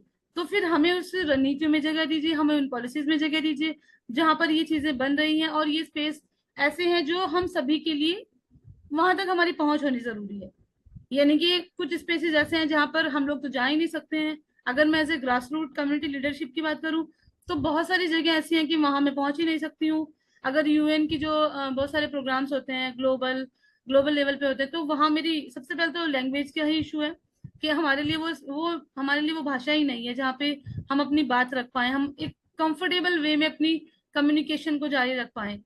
तो फिर कैसे मैं अपनी मौजूदगी को वहां दिखाऊंगी, या फिर कैसे मैं वो चीजें कम्युनिटी में लेके आऊंगी कि हाँ, ये चीज ये रिस्पॉन्सिबिलिटी मेरी है कि मुझे इस काम को और आगे बढ़ाना है। तो जो अब मूवमेंट्स की भी बात वही है कि जो मूवमेंट्स चल रहे हैं, तो उन पे क्यों बार बार एक ही चेहरा दिखता है? क्यों बस गिने चुने लोग ही वहां नजर आते हैं कि ये फेमिनिस्ट मूवमेंट्स, मुस्लिम फेमिनिस्ट मूवमेंट्स की बात हो रही है तो इन लोगों को बुलाया जाए, इन ऑर्गेनाइजेशन को लाया जाए। जो लोग अलग अलग ग्रास रूट पे काम कर रहे हैं, अलग अलग मुद्दों पे काम कर रहे हैं, उनके लिए जगह कौन बनाएगा? ये वो सेकंड लीडरशिप कब सामने आएगी? तो उनके लिए भी मुझे लगता है कि हम जैसे लोगों के लिए, जो बहुत सारे यंग फेमिनिस्ट ने जो मूवमेंट्स पे काम कर रहे हैं, या फिर यंग फेमिनिस्ट लीडर्स हैं, वो कम्युनिटी में भी काम कर रहे हैं, अलग अलग स्पेसेस में भी काम कर रहे हैं, तो उनके लिए जगह बनाना बहुत जरूरी है। और जब तक ये सेकंड लीडरशिप नहीं आएगी, तब तक मुझे नहीं लगता कि कोई भी मूवमेंट स्ट्रांग हो पाएगा। और अगर मुस्लिम कम्युनिटी की बात की जाए, मुस्लिम वुमेन्स की अगर बात की जाए, तो वहां तो और ज्यादा लीडर्स की जरूरत है। क्योंकि हम लोग देखते हैं कम्युनिटी में भी कि वो चीजें, वो जो कमी है, वो कमी दिखती है, और वो कमी हमें ग्रास रूट पे दिखती है, कम्युनिटी में दिखती है। क्योंकि हमें लगता है कि वो हमारे से भी जवाबदेही है हमारी, की कम्युनिटी में हम जाएं कि आप उस स्पेस पे गए थे, आप बीजिंग 30 आपने ज्वाइन किया, तो उसके बाद क्या क्या उसका फॉलो अप क्या हो रहा है, या उसके आगे क्या रणनीति है जो आप कम्युनिटी में ला पा रहे हो? इवन मैं अगर सपोर्ट की बात करूँ, तो सपोर्ट बहुत तरह से होता है। फंडिंग तो बहुत जरूरी है, फंडिंग तो है ही। तो ऐसा नहीं है कि आप लोग फंडिंग के साथ साथ हमें रणनीतियों में भी हमें शामिल कर सकते हैं। वो चीजें जो आप वहां बना रहे हैं कि वो जेंडर इक्वेलिटी पे बात हो रही है, तो वो स्पेस जो आप वहां बनाने की कोशिश कर रहे हो, वो कैसे मैं कम्युनिटी में भी बना पाऊं? उसके लिए मेरे लिए क्या क्या स्पेस है मेरे लिए आपके पास, ये क्या रिसोर्सेज हैं आपके पास मेरे लिए, वो भी मुझे सोचना होगा। और वो मेरे लिए तभी बात आएगी, आगे बढ़ेगी, जब तक हम कुछ गिने चुने लोगों से बात ना करके हम सभी को एक नजर से देखें, जब वहां पर गैप ना हो। और गैप सिर्फ ये रिलीजन वाला ही गैप नहीं होता, हमारे अंदर अंदर भी बहुत सारी चीजों में गैप है। कि जो सीनियर अपने आप को मानते हैं, वो हम जैसे लोगों को, वो सोचते हैं कि हमारा स्ट्रगल कुछ नहीं है। उनको लगता, उनको हमें बार बार कुछ लोग सामने से बोलते हैं कि आपके टाइम में तो ये सब चीजें हैं, आप तो घर बैठे भी बात। और हमारे टाइम में देखो, हम लोग तो अपनी कम्युनिटी में ना पैदल चल चल के जाते थे, तो आप लोगों को क्या पता काम कैसे होता है? तो मतलब वो चैलेंज है हमारे लिए। तो अगर अब हमारे पास ये फैसिलिटीज हैं कि मैं कैब करके जा सकती हूँ, या मैं फोन का यूज करके ऑनलाइन मीटिंग्स कर सकती हूँ, तो क्या आपको क्या लगता है, क्या मेरा स्ट्रगल नहीं है कम्युनिटी के साथ? क्या मैं पैदल चल के ही जाऊंगी तभी आपको लगेगा कि मैं एक कम्युनिटी लीडर हूँ? तो ये चीजें हैं, ये गैप बहुत सारे हमारे अंदर अंदर भी हैं।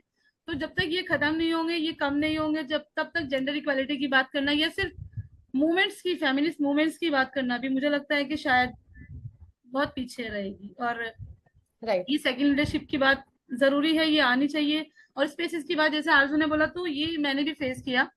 टाइम शायद कम है मेरे पास, पर थोड़ा सा बताऊंगी कि किस तरह से फेमिनिस्ट मंच ने मेरे लिए, सिर्फ मेरी एक सीट के लिए उनको फंड नहीं मिला, और कैसे स्टेयरिंग कमेटी के फंड पे मैंने बीजिंग 30 ज्वाइन किया।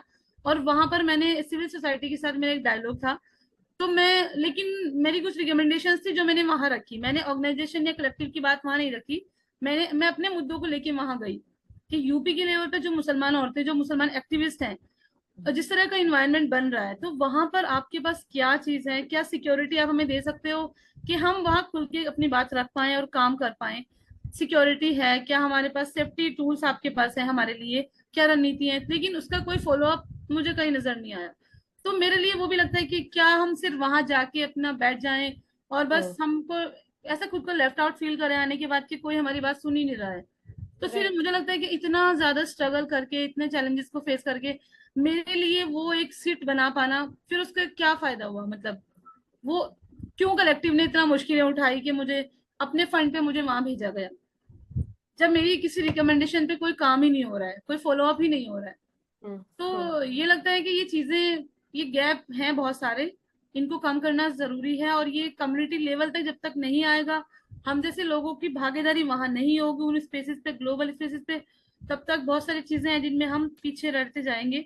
और ये मुस्लिम फेमिनिस्ट मूवमेंट्स अगर हैं, अगर इसी की बात करें स्पेशली, तो हाँ, इसको स्ट्रॉन्ग करने के लिए ये बहुत जरूरी है, मुझे लगता है। Thank you Mubashira. एक दो आप चीज़ें बहुत इंपॉर्टेंट बोल रहे हो और उसी में मैं अब अफरा को भी लेकर आऊंगी। एक तो अब हम जवाबदेही मांगने के डिस्कशन की तरफ बहुत स्ट्रांगली बढ़ रहे हैं, राइट, कि किससे हम चाह रहे हैं कि वो अपनी सीट छोड़ें ताकि जो अब यंग एक्टिविस्ट हैं, जो यंग लीडर्स हैं अपनी लीडरशिप जर्नी में, वो सामने आ पाएं। वो जवाबदेही हम मांग रहे हैं। और दूसरा आप वही कह रहे हो, वो भी बहुत एक इम्पॉर्टेंट चीज़ है कि ये जो ग्लोबल इवेंट्स है, बड़े इवेंट्स है, यहाँ पे तो सारा चेंज नहीं हो रहा है। तो जो आप बोल रहे हैं कि उसी तरीके का स्पेस कम्युनिटी के लेवल पे कैसे बनाया जा सकता है, उसकी हैंड होल्डिंग और रिसोर्सेज और फॉलो अप कौन देगा, और वो होना चाहिए। तो इसी डिस्कशन को आगे बढ़ाते हुए मैं ये जवाबदेही और अकाउंटेबिलिटी वाले सवाल को आगे लेकर जा रही हूँ। और उससे जुड़ा हुआ एक सवाल है जो मैं आफरा आपकी तरफ पॉइंट कर रही हूँ, और बाकी लोग भी जैसे आप जुड़ना चाहें जुड़ें, कि मेन स्ट्रीम फेमिनिस्ट मूवमेंट्स या मुख्यधारा नारीवादी आंदोलनों में मुस्लिम महिला नेता को केंद्रित करने का जो मुद्दा है, कि क्या बड़े नारीवाद आंदोलनों में ने मुस्लिम महिलाओं के नेतृत्व के लिए सच में एक स्थान बनाया है? क्या वहां पे, जो आप शुरुआत में भी बोल रहे थे कि रूम्स में हम जाते हैं लेकिन वो रूम्स हमारा नहीं लगता है, उससे जुड़ा हुआ एक सवाल है कि यही कि किसकी जवाबदेही बनती है टू क्रिएट दिस स्पेस, या फिर टू शेयर पावर? हम किससे अकाउंटेबिलिटी मांग रहे हैं? और अगर फिर हम इनवर्ड देखें मूवमेंट्स को, तो उनमें उस सत्ता का मुद्दा क्या है और वहां पे क्या चेंज होने की जरूरत है, जैसे आप देखते हैं? Thank you Sonakshi and thank you Mubashira and Arzoo, आप कॉन्टेक्स्ट को इतनी डिटेल से प्रेजेंट करने के लिए। मेन स्ट्रीम फेमिनिस्ट मूवमेंट यानी upper caste Hindu feminist movement, या फिर ग्लोबली अगर हम देखा जाए तो वाइट यूरोपियन या अमेरिकन फेमिनिस्ट मूवमेंट, क्या उसने मुस्लिम महिलाओं की नेतृत्व के लिए स्थान बनाया? Of course not.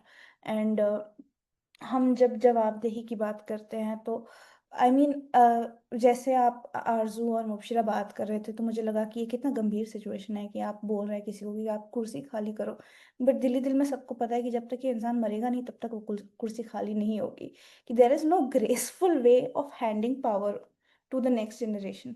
इंसान को या तो मर जाना चाहिए, या उसके घर में किसी को मरना चाहिए, या कुछ तो बहुत खराब होना चाहिए, या कुछ तो बहुत ज्यादा अच्छा होना चाहिए जो कम ही होता है, तो जाके फिर थोड़ी आगे बात बनती है। तो जाके लीडरशिप थोड़ी बदलती है, तो जाके दूसरे लोगों को चांस मिलता है। मतलब दैट्स जस्ट हाउ जिंदगी के किस तरीके से खुलती है, और किस तरीके से अगले जनरेशन को चांस मिलता है। कुछ कोई मैकेनिज्म ही नहीं है जहां से लोग आगे, जैसे आप हैंड होल्डिंग की बात कर रहे हो, कोई मैकेनिज्म ही नहीं है जिससे कौन किसका हाथ पकड़ेगा वो भी पता चले, कि किसका हाथ खाली है, किसका हाथ किसने 10 लोगों का हाथ पकड़ा हुआ है, वो भी हमको समझ नहीं आ रहा है।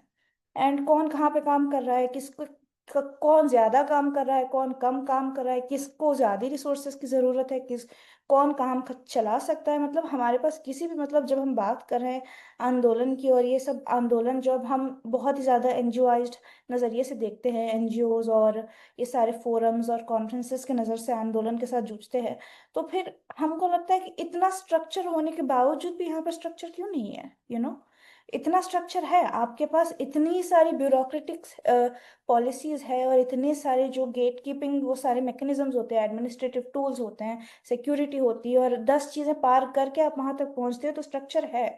पर स्ट्रक्चर में कोई एक्चुअल स्ट्रक्चर ही नहीं है टू इंक्लूड पीपल, लोगों को लोगों को सशक्त करने के लिए, लोगों की मार्जिनलाइज्ड कम्युनिटी से जो आ रहे हैं उनकी बात आगे रखने के लिए। और क्यों रखे? एंड फ्रैंकली मतलब मैं अपने आप से यही पूछती हूँ कि मतलब क्यों रखेंगे? And I am going to be, मतलब मैं थोड़ी सी यहाँ पे स्केप्टिकल और थोड़ी सी वैसे इंसान दिखूंगी कि but fact of the life is की लाइक, मतलब जिस तरीके से आरजू में और मुबशिरा बैठ के बात कर सकते हैं उस तरह से हम वो बात, और जो हमारी बात में जो अंडरस्टैंडिंग आएगी वो अंडरस्टैंडिंग वहां पे नहीं आ सकती है। And so so what, and तो मैं तो अकाउंटेबिलिटी की जब बात आती है तो आई रियली डोंट नो, मतलब कि एट दिस पॉइंट मुझे डर है कि आई डोंट नो कि हम पूछ क्या सकते हैं लोगों से, हम क्या पूछ सकते हैं? रिसोर्सेस, एंड फिर वो रिसोर्सेस किस तरीके से बांटे जाएंगे, एंड फिर रिसोर्सेस किसको मिलेंगे किसको नहीं मिलेंगे, किसको कितना मिलेगा, इस रिसोर्स के लिए कितना कंपटीशन होगा। फिर जब या अगर हम बोलेंगे हैंड होल्डिंग, तो मतलब all of these are very valid ask and anyone would ask them, कोई भी पूछता है, ये सब पूछने वाली चीजें हैं। पर हम किसको भी पूछ रहे हैं ना। और ये जो नारीवादी नेतृत्व में भी एक ऊपर नेतृत्व का लेयर है ना, उसको एक्सेस कैसे करें? वो है कौन? मतलब ऐसे एकदम फैंटम गोस्ट की तरह से, भूत की तरह कोई है जो सब कुछ चला रहा है, पर किसी को पता नहीं है कि कौन चला रहा है, और हम कहाँ तक कैसे वहां तक पहुंचे और कैसे उनको बोले, और कब उनकी कुर्सी खाली होगी, और वो कुर्सी है भी या सोफा है या बिस्तर है, क्या हो रहा है वहां पे ऊपर, किसी को नहीं पता है। सो आई थिंक इतने ओपेक सिस्टम में, इतने बंद सिस्टम में, जब आपको पता ही नहीं है कि हो क्या रहा है, मैं तो आई फॉर माई पार्ट ऐसे कि अपने लिए तो जस्ट फोकस जितना आप कर सकते हो अपनी कम्युनिटी में, अपनी वर्क प्लेस में, अपनी समुदाय, अपनी कॉन्टेक्स्ट, संदर्भ जो भी है वहां पे आप जितना कर सकते हो आप वो कर रहे हो। एंड कि क्या मतलब इट्स जस्ट वन, एक सवाल जिसके साथ मैं बहुत बैठती हूँ कि उस तरह की जो पावरफुल स्पेसेस हैं वो काफी पावरफुल होती है, अगर आप सारी दुनिया से लोगों को साथ बुला रहे हो पैसा दे दे के, या उनको उनके लिए मतलब एक कमरे इतने सारे अलॉट कर रहे हो और उनको बात करने की जगह दे रहे हो, that is powerful. And these, ये लोग भी बहुत पावरफुल है, इनके अपने अपने अनुभव है, इनके अपने अपने संदर्भ है, अपने अपनी अपनी लड़ाइयाँ हैं, और वो सब कुछ जैसे आरजू ने बोला वो लेके आती है। तो ये बहुत ही पावरफुल मीटिंग हो सकती है, पर वो नहीं हो रही है, तो फिर हम कैसे उसको रेप्लिकेट करें, या किस तरीके से हम अपने मॉडल्स में फीड करें ताकि जो मुबशिरा बोल रही है कि वो वहां से निकल के आए, राइट? तो मुझे लगता है कि एक तो अकाउंटेबिलिटी तो एक हिस्सा है, पर पैरेलली की जो हम चाहते हैं वो कहीं और हो सकता है या नहीं हो सकता है। And fact of the matter is कि जब हम मुसलमानों की तरह देखा, ये हमने बात, ये मुझे बात करनी थी कि नारीवाद जो आंदोलन है, और हम लोगों को कैसे देखता है as Muslim leaders, and very obviously it sees as Muslim leaders, हमको मुस्लिम लीडर्स को मुस्लिम लीडर्स ही की तरह देखा जाता है। पर जो परिभाषा होती है वो किस तरीके से हमको सीमित करती है, मुसलमान की क्या परिभाषा होती है, और मुसलमान ने लीडर की क्या परिभाषा होती है, वो किस तरीके से हमको सीमित करती है, किस तरीके से चार पांच मुद्दे होते हैं, हिजाब के, बुरखे के, ट्रिपल तलाक के, निकाह हलाला के, और चार शादियों के, और किस तरीके से हम इन मुद्दों से मतलब बार बार, मैं ये नहीं चाहती हूँ कि 20 साल बाद की कोई छोटी बच्ची बड़ी होके फिर से बोले कि भाई नहीं, निकाह हलाला ऐसे नहीं होता है, कुरान में ये नहीं हो। ये कॉन्वर्जेशन फिर से नहीं होनी चाहिए, कि ये बात खत्म क्यों नहीं हो रही है, क्योंकि हमको बार बार सेम चीज बोलने के लिए बुलाया जा रहा है। हमको कभी बात, अगर आप डिसिसिवली एक्ट कर रहे हो, अगर स्ट्रक्चर में जो हमको इनवाइट कर रहा है कैपेसिटी है कि आप हमारी बात सुन के कुछ करें, तो फिर आप हमको दोबारा उस बात करने के लिए नहीं बुलाओगे। पर आप एकदम 2-3 जनरेशन से सेम लोगों को बुला रहे हैं सेम चीजें बोलने के लिए। It's frustrating and it's going nowhere, मतलब कहीं नहीं जा रही है ये बात। एंड आपको भी ये देखना चाहिए ना कि आप पता है ये जो +1 वाला जो ऑप्शन आ रहा है, क्योंकि आपको नारीवाद के साथ एक थोड़ा सा एक मुस्लिम तड़का भी लग जाएगा, आपको थोड़ा सा एक मुस्लिम एलिमेंट भी दिख जाएगा, कि कोई ऐसी कलरफुल आपके ब्लैक हेयर के बीच में जैसे पिंक कलर का स्कार्फ पहन के कोई आ जाएगी तो रूम थोड़ा सा बहक उठेगा। उस तरीके की जो सोच है ना, इट्स नॉट वर्किंग क्लियरली, मतलब वो काम ही नहीं कर रही है, इन द सेंस कि लाइक आप किसी को बुला रहे हैं, आपके रूम में कैपेसिटी है कि आप एक्सपैंड करो उनकी प्रेजेंस को होल्ड करने के लिए, उनकी मौजूदगी आपको किस तरीके से इफेक्ट करी है, या आपका रूम वैसे का वैसा ही है और ये इंसान बोल के जा रहा है। तो ये जो बुलाने वाले हैं, जो इनवाइट करने वाले हैं, जो कमरे जो पकड़ के बैठे हैं, जो कुर्सियां पकड़ के बैठे हैं, आपका क्या रिश्ता है आपकी कुर्सी के साथ, आपके इस कमरे के साथ क्या रिश्ता है, इज गोइंग टू शेप कि हम आके क्या करेंगे अंदर। हम एज मुस्लिम वुमेन हम लोग नहीं आके बोल सकते सेम 3-4 चीजें, और आप सेम फिर से बुलाएंगे 10 दिन बाद कोई और नई ऑडियंस आएगी, फिर से हम सेम चीजें बोलेंगे। मतलब वो तो एक फ्रस्ट्रेटिंग साइकिल है, एंड इट्स नॉट हेल्पिंग, क्योंकि फ्रैंकली ये कम्युनिटी में जाके कोई नहीं बैठ के बात कर रहा है निकाह हलाला की, कोई नहीं बैठ के बात कर रहा है कि हिजाब बुर्का वगैरह, ये कॉन्वर्सेशन बहुत मार्जिनल होती है हमारी। एंड अगर आपको मतलब आप पूरे मतलब एज अ, जैसे आप किसी रूम में घुसते हो बहुत, जहाँ पे कोई बहुत पावरफुल बहुत सीनियर फेमिनिस्ट लीडर होता है, वो यहाँ वहाँ की बातें करने के शुरू हो जाते हैं कि हमारे घर में ये, हमारे घर में वो। हमारे घर में नहीं है, मुसलमान औरतों को भूख नहीं लगती है, मुसलमान औरतों को शिक्षा नहीं चाहिए, उनको नहीं चाहिए कि उनको रोजगार वगैरह मिले, मुसलमानों के ये मुद्दे नहीं है। तो how are you seeing us as people, हम लोगों को इंसानों की तरह कब देखोगे? 3-4 मुद्दों के हट के तुम एक पूरे इंसान को, उसकी पूरी जिंदगी को किस तरीके से इन सवालों में कोलैप्स कर रहे हो, एंड यू आर एक्सपेक्टिंग इस कोलैप्स से कि कोई लीडरशिप उभर के आए। That is just absurd। ऐसे तो नहीं होता है ना कि आप किसी इंसान को निचोड़ के एकदम 2-3 चीजें रख दो और बोल दो कि ठीक है, इस पे बात करो, इस पे बात करो, इस पे बात करो, एंड समहाउ उससे लीडरशिप प्रोड्यूस हो जाए, समहाउ उससे बात आगे बढ़े, समहाउ उससे पॉलिसीज बदले। ऐसा कब हुआ है किसी भी कम्युनिटी में, कब हुआ है? तो आई डोंट थिंक हमारे लिए भी वो काम कर रहा है। आपको एज पीपल टू पीपल बात करनी चाहिए, अपनी मूवमेंट में भी कैपेसिटी होनी चाहिए। एंड ये मैंने जस्ट हाफ अ मिनट मोर, ये मैंने बहुत ज़्यादा बहुत स्पेसेस में देखा है कि जहाँ मैं जाती हूँ, अगर मुझे जैसे वर्कर्स वाली स्पेस में मुझे ऐसे लगा कि ओके दिस ये लोग हैं जो मुझे एक मुसलमान औरत की तरह डिसरेस्पेक्ट करते हैं, मतलब दे रेस्पेक्ट मेरी ओपिनियन और मेरी एक्सपर्टीज वगैरह, बट ये मुझे मुसलमान औरत की तरह ये मुझे कुछ नीचा दिखा रहे हैं। And then I would be like नहीं, अभी मैं नहीं कर सकती हूँ, आई आई कांट, मैं मेरा उतना बड़ा दिल है भी नहीं कि मैं कि आप मुझे बेइज्जत करते रहो और मैं आके आपके आंदोलन में फ्यूल डालते रहूं, तो किस तरीके से हम अपनी बाउंड्रीज ड्रॉ करके स्टेप बैक करते हैं, और फिर किस तरीके से हम आगे वाले से भी तो कुछ एक्सपेक्टेशन रखें कि आपके अंदर वो कैपेसिटी हो, अगर आप किसी और को आपके घर में बुला रहे हो तो आप उसके पास बिठाने की तो जगह हो, राइट। उसको चाय पिलाने के लिए कुछ ऑफर करने के लिए 2 बिस्किट तो हो आपके पास, वरना मत बुलाओ किसी को घर में। राइट। नहीं, थैंक यू फॉर दैट आफरा। और आप जो कह रहे हो उससे भी हम उसी मुद्दे पे वापस जा रहे हैं कि आप यंग लीडर्स को और नए लीडर्स को जगह दोगे तो जो यंग इश्यूज हैं या नए इश्यूज हैं, जो रेलेवेंट इश्यूज हैं, वो मेन स्ट्रीम हो पाएंगे और वो मुद्दे एक्चुअली सेंटर हो पाएंगे। अदरवाइज जैसे आप कह रहे हो, अगर वही लोग हैं तो उन्हें शायद वही लगेगा कि वही 4-5 मुद्दे हैं जिनके बारे में बात होनी चाहिए और आगे हम बढ़ नहीं पाएंगे। What I would like to do now, और बाय द वे आप लोग भी शायद देख रहे हो अटेंडीज की तरफ से चैट में भी काफी सारे ओपिनियंस और मुद्दों पे +1 सो टू स्पीक और अग्रीमेंट आ रहा है। तो क्लियरली ये जो मुद्दे हैं और जो फीलिंग्स हैं उनसे काफी सारे लोग जो यहाँ जुड़े हुए हैं वो रिलेट करते हैं। 2-3 सवाल चैट में हैं जो मैं पढ़ तो देती हूँ, और उसके बाद मैं ये सजेस्ट करूंगी कि मैं अटेंडीज से इफ आई कैन रिक्वेस्ट कि आप लोगों के जो और सवाल हैं आप चैट में डाल दें, या फिर अगर आप बोल के पूछना चाहें तो आप अपने हाथ उठा लें। आखिर की तरफ हम बढ़ रहे हैं जहाँ पे मैं आप तीनों से भी यही मैं ओपन अप करूंगी कि आप इन सवालों के जवाबों के जरिए एंड जनरली थोड़ा सा इस बारे में विचार करें। अगेन, अगर हम सत्ता लेने की क्योंकि बात कर रहे हैं, और जैसे आरजू आपने भी बोला कि अकाउंटेबिलिटी मांगने वाली बात तो एक है, लेकिन एक ये भी है कि हमारे पास कहने के लिए बहुत कुछ है।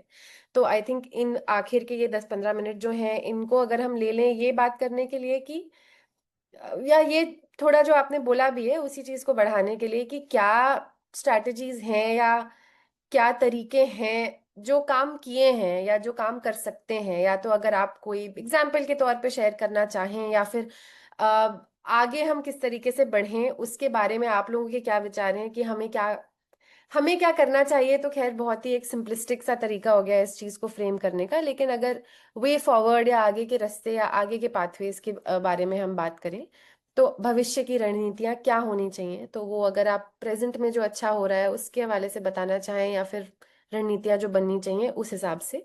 लेकिन उससे पहले मैं थोड़ा सा अटेंडीज को भी अर्ज करूंगी कि आप अपने सवाल पूछ लें ताकि हम इन दोनों चर्चाओं को थोड़ा सा मिक्स कर सकें। अभी जो एक सवाल आया हुआ है वो मैं पढ़ देती हूँ कशीना करीम की ओर से। Have you explored interpretations of Islamic texts on themes such as menstruation, love and relationships, and sexuality through a feminist lens? In your view, what approaches can make such engagements meaningful and sustainable for Muslim women while remaining grounded in a religious perspective? क्या आपने Islamic texts को माहवारी, प्यार और लैंगिकता जैसे विषयों पर नारीवादी दृष्टिकोण से समझने की कोशिश की है? आपके विचार से कौन से तरीके ऐसे संवाद को मुस्लिम महिलाओं के लिए सार्थक और टिकाऊ बना सकते हैं, ताकि ये धार्मिक दृष्टिकोण से भी जुड़े रहें? आप तीनों में से किसी के भी अगर विचार हो, और उसके बाद आयशा ने भी हाथ उठाया है तो वो भी। Right, Hello, am I audible? Yes. Firstly, thank you so much for this whole panel. It's really eye-opening. इस मुद्दे पे बात करना itself is like a big thing क्योंकि I guess now we are seeing Muslim feminist leader itself a thing कि अच्छा now Muslim are considered as a feminist leader because for a long period of time ये consider करना कि मुस्लिम के अपने खुद के मुद्दे हैं apart from as पूरी पैनलिस्ट ने बोला है कि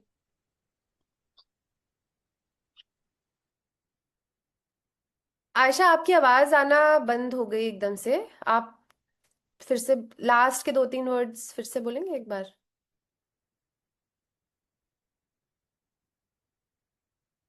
am I audible? हाँ हाँ, या बोलिए बोलिए, कंटिन्यू।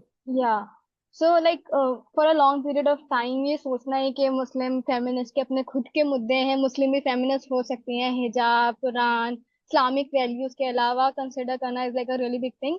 मेरे दो सवाल हैं। पहला मुबाशिरा से, क्योंकि उन्होंने बोला कि हमारे में बहुत गैप और कमी है, और बहुत सही बात है क्योंकि अगर आप ग्रास रूट पे काम कर रहे हो और आप एक kind of a contact person हो ग्रास रूट और गवर्नमेंट के बीच में या फिर उन लोगों के बीच में जहाँ पे आप उनके मुद्दे लेके जाओगे, और वो मुद्दे ये नहीं है कि आपका हिजाब है, तलाक है, वो बात की बात है क्योंकि that is like a longer process जब आपकी शादी होगी। बेसिक मुद्दे तो यही है कि आप पढ़ाई कर सकते नहीं कर सकते हो, 18 के बाद आपकी शादी होगी नहीं होगी, बच्चा करना है आपको नहीं करना है, वो बेसिक राइट्स ही हमारे पास नहीं है। तो रादर देन आस्किंग के लीडरशिप गवर्नमेंट की पर्सपेक्टिव से या फिर सोसाइटी की पर्सपेक्टिव से जिन लोगों के साथ आप काम करते हो एजुकेशन में या फिर आप उनको राइट्स बताने के बारे में लिटरेसी या एडवोकेसी पे काम करते हो, वहाँ कितना मुश्किल है उन लोगों को ये समझाना कि ये हदीस के खिलाफ नहीं है। क्योंकि बहुत सारे लोगों की ये धारणा है कि कुरान में ऐसा लिखा है कि लड़कियों की शादी एक एज के बाद हो जानी चाहिए, और ये बहुत टाइम से है कि 18 के बाद आपकी शादी हो जानी चाहिए क्योंकि माँ बाप का फर्ज होता है उनको करा देना या फिर वो कर देना।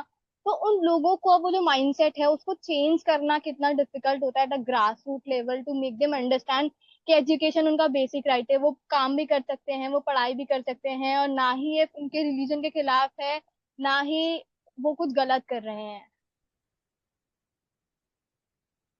Thank you Ayesha. आप अपना दूसरा सवाल भी बोल देंगे और फिर पैनलिस्ट्स कैन टेक इट। जैसे आरफा आपने बोला कि आप नहीं चाहती कि हमारी आने वाली नस्लें जो हैं वो उन्हीं मुद्दों पर बात करें जिन पे हम अभी बात कर रहे हैं, तो अगर आप बता सकें when we come talk about Muslim तो हमारा ना बहुत सारी चीजें रिलीजन, कुरान, फेथ, और फिर we have our own identity. क्योंकि जब आप कम्युनिटी की बात करते हैं तो लोगों का माइंडसेट वहीं चला जाता है कि आप कुरान से कितना इंटरप्रिटेशन ले रहे हो, रिलीजन वाइज कितना कर रहे हो, क्योंकि इट्स मोर लाइक कि आप फेथ की बात कर रहे हो जब आप मुस्लिम्स की बात कर रहे हो, क्योंकि वी हैव लाइक अपना खुद का ही स्ट्रक्चर और हमारा तो अपने कम्युनिटी के अंदर इतने सारी धारणाएं हैं। तो ऐसे कौन सी दो एक चीज है जो आप चाहते हो कि हमारी जो आने वाली नस्लें हैं वो अपने पुराने ट्रेडिशन जो हमारे रूल्स हैं फिर उनसे ना लें, और एक चीज जो आप एज अ मैसेज बोलना चाहते हो कि create something for your self rather than in context of when we talk about Muslim we are more religious in terms of that because even if you are not believing it या फिर आपकी खुद की धारणा है लोग वैसा नहीं समझते। तो अगर आपको बताना हो like as a collaborative perspective representing as a Muslim के ट्रेडिशन में से ये चीज तो आपको बिल्कुल नहीं लेनी चाहिए कि ये चीज तो आपको छोड़ ही देनी चाहिए या फिर आपको यकीन ही नहीं करना चाहिए, और एक ऐसी चीज आप बोलो कि हाँ maybe this can collaboratively work together but अपना खुद का भी कुछ होना चाहिए as a contribution. Thank you Ayesha. तो ये 3 सवाल अभी हैं, we can start with this. एक तो आयशा ने भी और सॉरी कशीना ने भी, दोनों ही थोड़ा सा फेथ और फेमिनिज्म के ऊपर जो सवाल पूछा है, और आयशा ऑफ कोर्स मुबशीरा से जो स्पेसिफिक सवाल पूछ रहे हैं माइंडसेट चेंज के बारे में। जो भी शुरुआत करना चाहे। मैं फेथ और फेमिनिज्म पे जल्दी से बात कर सकती हूँ। जी बिल्कुल। बिल्कुल। कि मुझे लगता है कि अलग अलग कॉन्टेक्स्ट में, अलग अलग संदर्भ में अलग अलग स्ट्रैटेजीज काम करती है, अलग अलग रणनीतियाँ काम करती है। तो ये भी एक रणनीति हो सकती है जो मैंने देखा है कि बहुत ये अपने कॉन्टेक्स्ट में बहुत काम कर सकती है। और जब तक, जहाँ तक सवाल ये है कि क्या इंटरप्रिटेशन के साथ, हदीस के साथ जुड़ना और फिर अपनी एडवोकेसी करना, आई थिंक, मैं सोचती हूँ व्हाई नॉट, आपके पास जो कुछ भी अवेलेबल है, आप सबको हाथ पैर मारो, सब लो, जितना कर रहा है उसको पूरा एक्सटेंड करो। एंड आई फील कि मेरे, इन माई केस, मेरे घर पे what has worked is exactly this, कि हदीस, कि अगर आपको पता है कि आपकी हदीस, क्योंकि हदीस में ये नहीं है कहीं पे कि लड़कियों को मत पढ़ाओ। हदीस में ये है कि इंसान को पढ़े, अलिफ सीखने के लिए चीन तक जाना पड़े तो चीन तक जाए, तो आपको वो हदीस कोट करनी है। अगर हदीस में ये नहीं है कि अपनी बीवियों को पीटो, हदीस में ये है कि आप अपनी बीवी को पीट के नहीं एक्सपेक्ट कर सकते कि वो आपकी हमेशा साथ रहें। तो ये सारी चीज़ें जो हदीस में है, आप अपने आप को एजुकेट करेंगे और फिर ये बात आगे रखेंगे। और मैं बोलती हूँ ना, अगर आपके कम्युनिटी में फेमिनिज्म गाली है ना, तो गाली मत दो, तो फेमिनिज्म मत बोलो। वो आ जाएंगे, I think people will come around. अपने आप को बोल दो कि हाँ मैं फेमिनिस्ट हूँ, आप मत रहिए, पर ये हदीस में है। जो लोगों को सुनना है सुनाओ, वो सुनने लगे, फिर थोड़ा थोड़ा वो भी आपका सुनेंगे। ये इट्स अ लॉन्ग प्रोसेस। ऐसे नहीं होगा ना कि, ये मैंने मूवीज में देखना शुरू किया कि अजीब से रैंडम से कोई आता है, लंबी सी स्पीच दे देता है, आगे वाला स्टन हो जाता है और मान लेता है। पर ऐसा नहीं होता है। तो थोड़ा उनका सुनना पड़ता है, फिर अपनी वो जो बोलते हैं उसके हिसाब से अपना रिस्पॉन्स बनाना होता है। उस तरीके से आई थिंक ये बहुत लंबा कॉन्वर्जेशन है। एंड आगे वाली पीढ़ी के लिए मेरे पास कोई मैसेज नहीं है। सबको अपना देखना चाहिए। थैंक यू आफरा। मुबशिरा, आप माइंडसेट वाले सवाल पे आएंगे और फिर Arzoo, I come to you if you want to हाँ। Add anything to either of these questions. सबसे पहले तो मैं उस पर आना चाहूंगी जैसे आयशा ने पूछा कि कैसे, मतलब जब, ये मैं खुद भी बताऊंगी कि किस तरह से ये चीजें, ये चैलेंज तो है कि जब हम इस्लाम की बात करते हैं, मजहब की बात करते हैं, तो बहुत ज्यादा, वो जब हम कट्टरपन की बात करते हैं तो ये चीजें सामने आती हैं। और ये बहुत बड़ा चैलेंज है हम जैसे लोगों के लिए कि आप जिस कम्युनिटी के साथ काम कर रहे हो, और ये सिर्फ आप ही की आवाज नहीं है, ये कम्युनिटी की बहुत सारी लड़कियों की आवाज है। कि जैसे आफरा ने बोला कि इस्लाम में तो नहीं लिखा कि आप शादी कर लो और शादी के बाद अपनी बीवी को मारना पीटना शुरू करो, और इस्लाम में ये भी नहीं लिखा है कि आप 18 साल की उम्र में शादी कर दो, लेकिन लड़की को दिखाओ मत कि लड़की किससे शादी हो रही है। अगर हम इस्लाम की बात करें, मजहब की बात करें, तो बहुत सारी चीजें ऐसी हैं जो एकदम क्लियर लिखा हुआ है। जब राइट की बात है, जब हम एजुकेशन की बात करते हैं कम्युनिटी में जाके, तो वो कहते हैं कि आप बेपर्दा, मना है इस्लाम में, बेपर्दा नहीं घूमना है, और लड़कियां पढ़ने के लिए बाहर जाएंगी तो बेपर्दा रहेंगी। हमने पूछा कि आप शादी की बात कर रहे हो, तो आप ये बताइए कितनी लड़कियां ऐसी हैं जिनको शादी से पहले पूछा गया कि आप किस लड़के से शादी कर रहे हैं, क्या आप तैयार हैं उसके लिए? तो वहां से कोई जवाब नहीं आता, साइलेंस है, क्योंकि कम्युनिटी के पास का जवाब नहीं, क्योंकि वो उनकी रूढ़िवादी सोच है जिसको उन्होंने धर्म के ढांचे में ढक दिया कि ये हमारा इस्लाम कहता है कि ये चीजें नहीं होनी चाहिए। तो क्या इस्लाम सिर्फ पर्दे के लिए ही कहता है क्या? इस्लाम तो राइट्स की भी बात करता है। इस्लाम में बोला गया है कि जब लड़की की शादी करने की उम्र हो तो उससे पूछा जाए कि क्या वो उसके लिए तैयार है, और किस लड़के से उसकी शादी की जा रही है, क्या वो उससे शादी करने को भी तैयार है। लेकिन ये नहीं होता है। तलाक की अगर बात की जाए, इस्लाम में है तलाक होना चाहिए, खुला का भी है, लेकिन तलाक की कंडीशंस कौन कौन सी हैं, किन कंडीशंस में तलाक होना चाहिए, या ये एक मर्द को राइट है तो वो किसने राइट दिया गया है उसको। तो ये चीजें हैं कि इन पे समझ बनाना बहुत जरूरी है। सबसे पहले एजुकेशन, हम इसलिए एजुकेशन की बात करते हैं कि सिर्फ हम वहां पर यही नहीं चाहते कि आप नौकरी के लिए पढ़ाई करो, कम्युनिटी में जाकर के हम उन लड़कियों से ये भी चाहते हैं कि वो अपने मुद्दों पे खुद एडवोकेसी करें, खुद फैमिली में बात करें, अपने चैलेंजेस पे बात करें कि वो शादी किस उम्र में करना चाहते हैं। ऐसा नहीं है कि 18 साल की उम्र में ही शादी करनी है, या उससे 12 साल की उम्र में आपको घर बैठ जाना है, तो ये नहीं है। तो जब तक उनको खुद अपने मुद्दों की समझ नहीं होगी तो शायद वो चीजें, और धर्म की आड़ में लोग ऐसे ऐसे काम करते रहेंगे। कोई ऐसा, हमारे हुजूर की बात अगर की जाए तो जिनको हम अपना लीडर मानते हैं बहुत बड़ा, और उन्होंने एक रोशनी दिखाई हमारे मजहब में, तो उनकी सुन्नतों पे कितने लोग चल रहे हैं। वो लोग जो मुझसे सवाल करते हैं कि आप बेपर्दा घूम रहे हो, आपने एक उम्र के बाद आपने शादी नहीं की, तो वो लोग कितना अपने घर पे उन सुन्नतों को फॉलो कर रहे हैं, ये भी उनसे एक सवाल है। और ये सवाल हम सबका बनता है, ये हमारा सबका जिम्मेदारी बनती है कि हमें उनसे ये सवाल करना चाहिए। और ये सवाल हमें हर लड़की को सिखाना चाहिए कि आप भी ये सवाल करें अपनी Thank फैमिली में, अपनी कम्युनिटी में, अपने लोगों से।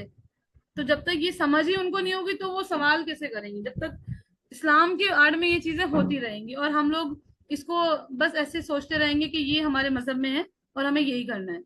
तो मुझे लगता है कि वो समझ जरूरी है। तो आयशा, अगर कोई कंफ्यूजन होगा तो हम मुझसे पूछ सकती हैं। बाकी दूसरा जो सवाल है एक आया था कि पीरियड्स और उस सब को लेकर के, तो वहां भी मैं थोड़ा सा क्लियर करना चाहूंगी कि ये चीजें हैं कि अगर आप देखा जाए कि पीरियड्स को लेकर के ही कि अचार को हाथ नहीं लगाना है और नमाज नहीं पढ़नी है, बहुत सारी चीजें हैं कि आप नापाक हो, लेकिन इस्लाम में ऐसा नहीं लिखा है कि आप दुआ भी नहीं कर सकते हो या अचार को हाथ नहीं लगा सकते, ये तो कहीं भी नहीं लिखा है। तो हमारे कम्युनिटी की सबसे बड़ी एक चैलेंज ये भी है कि हमने इस्लाम को अच्छे से पढ़ा ही नहीं है। हम लोग ऊपर ऊपर की बातें करते हैं, बस जो मेरे लिए सही है वो मैं उसकी बात करूंगा, कि मेरे लिए जो अगर मुझे दिख रहा है, उनको लग रहा है कि मैं पर्दा नहीं करती हूँ, तो वो मुझे कहेंगे कि आप पर्दा नहीं करती हो, बस बात खत्म। मैं अगर उनसे पूछूं कि आपने किसके साथ में कब मतलब सबसे जरूरी तो हमारे लिए ये है कि अमानत में खयानत नहीं करनी है, अगर इस्लाम के कॉन्सेप्ट को समझे।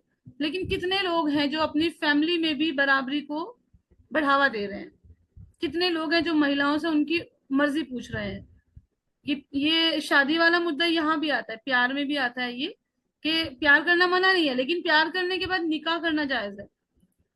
अगर आप इससे शादी करना चाह रहे हो, आपको उससे प्यार हो गया, तो आप निकाह कर सकते हो, इस्लाम ने इसको मना नहीं किया।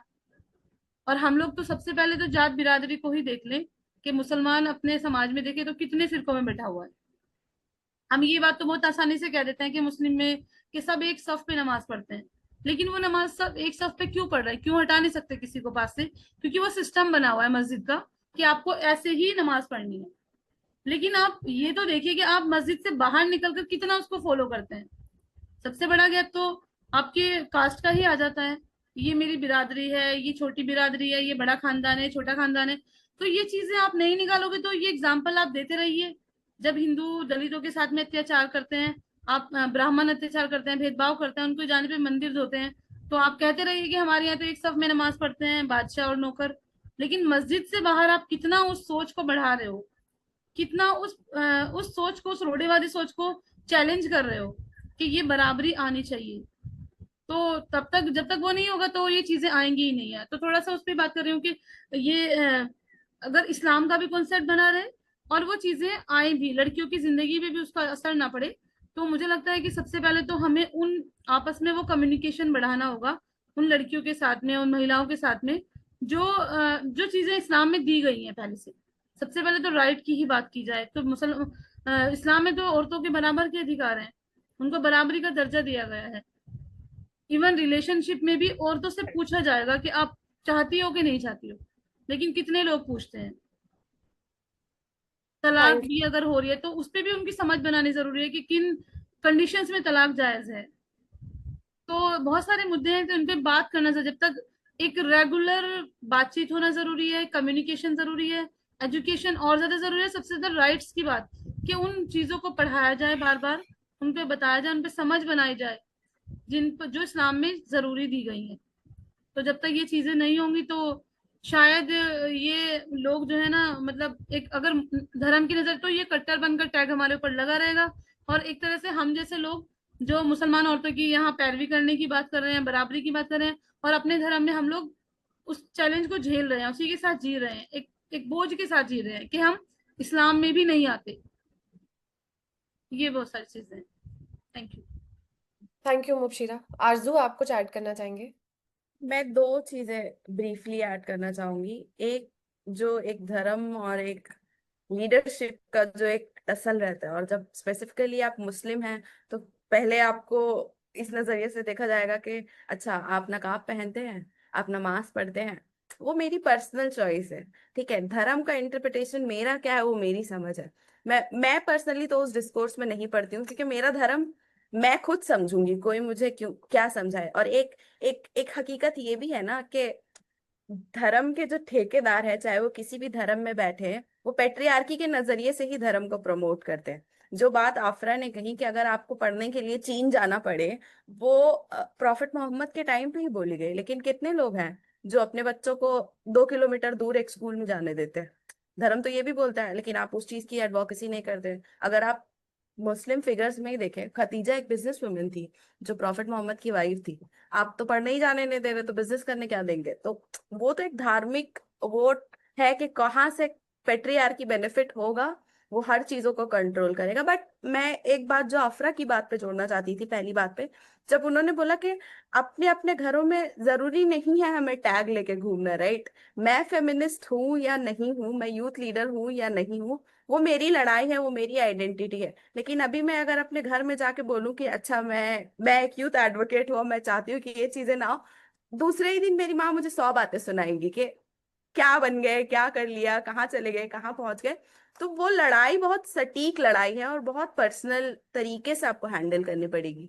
कि आप आइडेंटिटी का मसला जो मैं एक एडवोकेसी वाले रूम में जाके डालती हूँ, वो मसला मैं अपने सोसाइटी में ले जाके नहीं डालती हूँ, क्योंकि वहां भाषा बदल जाती है, वहां संदर्भ बदल जाता है, वहाँ कॉन्टेक्स्ट बहुत अलग है। तो वो बहुत चीज है। एक लास्ट पॉइंट जो मैं पहले बोलना भूल गया, और जब मुबश्शिरा बोल रही थी, जब हम यूएन वाले स्पेसेस में जाते हैं या लार्जर ग्लोबल एडवोकेसी स्पेसेस में, चलिए इंटरनेशनल लेवल पे तो फिर भी एक मुस्लिम आइडेंटिटी, इंडियन मुस्लिम हो जाती है किसी तरीके से, कि चलो टोकन अप्रोच है या जो भी है। लेकिन बहुत फनीली इस बार जो मुझे देखने को मिला या सुनने को मिला बहुत स्पेसिफिकली, जब मैं पूछ रही थी कि इंडिया से पर्टिकुलरली मुस्लिम महिलाओं का कितना रिप्रेजेंटेशन है स्पेसिफिकली सीएसडब्ल्यू में, तब मुझे किसी बहुत प्रोमिनेंट लीडर ने बोला कि आप उस नजरिए से क्यों देख रहे हो, आप ये देखो कि ग्लोबल स्पेसेस में कितने मुस्लिम लोग यहाँ पे आए हैं। बट ये सोचने और समझने की जरूरत है कि क्या हमारी लड़ाइयाँ एक है। मतलब शिक्षा की बात कर रहे हैं हम, स्वास्थ्य की बात कर रहे हैं, बट हर दूसरे दिन तो ये मसला आ जाता है कि हम पहली बात सिटीजन है कि नहीं है। हम हर दिन हमें ये खतरा होता है कि अच्छा आज हमारा नाम वोटर लिस्ट में आएगा कि नहीं आएगा, आज हमारे घर में वेरिफिकेशन होगी कि नहीं होगी, अगर हो गई तो नाम डिटेन करने के लिए आ गया, तो हम कब जाए? मतलब हम अपने अपनी तो पहचान पे ही नहीं कुछ कर पा रहे। हमें हर दिन खतरा है कि अच्छा अगर आज गलती से घूमने निकल गए तो किसी ने रोक लिया, तो हमारा तो एग्जिस्टिंग डॉक्यूमेंट ही हमारा एग्जिस्ट डॉक्यूमेंट मतलब प्रूफ नहीं करेगा। तो हम तो उस सर्कल ही से नहीं निकल पा रहे। तो शिक्षा और एजुकेशन और बाकी चीजों पे जो हम बात कर रहे हैं, वहां तक हम चाहें भी तो कैसे करें? क्योंकि मतलब मैं पर्टिकुलरली कोलकाता वेस्ट बंगाल से आती हूँ। मैंने खुद 12 साल उर्दू मीडियम स्कूल में पढ़ा, और जब मैं कॉलेज में गई तब मुझे बोला गया या तो पेपर अंग्रेजी में लिखो या तो पेपर बांग्ला में लिखो। और यहाँ से 5-7 साल पहले की बात बता रही हूँ मैं। तो वहां तो मैं सिस्टमैटिकली वो हो गई, डिस्क्वालीफाई हो गई। तो मेरा पर्सनल इंटरेस्ट है कि मैं एजुकेशन में काम करूं, लेकिन अभी मेरा अगर मेरे से कोई कांस्टेंट ये पूछे तो मैं पहले एडवोकेसी करना चाहूंगी कि मेरी जो एक नेशनैलिटी पे जो बात चल रही है मैं पहले उसको सिक्योर करूं। शिक्षा तो, लेकिन ऐसा भी नहीं है कि मैं पैरेलल कर नहीं रही हूँ, कर रही हूँ, लेकिन एज एन इंडिविजुअल या एज अ कम्युनिटी मेंबर या एज अ यंग लीडर, वो चीजें नहीं है कि आप बोल सकते हैं कि नहीं ठीक है, अच्छा आज इसमें कर लिया, कल उसमें कर लेंगे, परसों उसमें कर लेंगे। वो बहुत उसकी निटिग्रिटी बहुत अलग दी जाती है। तो ये जो एक झगड़ा है समाज से, घर से, धर्म से, और फिर उन सभी लोगों से जो आपको देखते हैं और फिर बोलते हैं अच्छा आप मुस्लिम है तो आप ऐसा क्यों नहीं करते। मतलब मुझे पर्सनली लोगों ने बोला है बुर्का क्यों नहीं पहनते, मैंने बोला पहनती थी, छोड़ दिया, नहीं हो पाता, अब क्या कर सकते हैं। तो वो बहुत नहीं बोल सकते कि आप लीनियर है, वो बहुत अलग है। और बैकलैश हमें बहुत बार अपनी ही सोसाइटी से इतना मिलता है कि लार्जर इकोसिस्टम को तो थोड़ी देर के लिए छोड़ ही दीजिए। तो ये भी एक हकीकत है। राइट।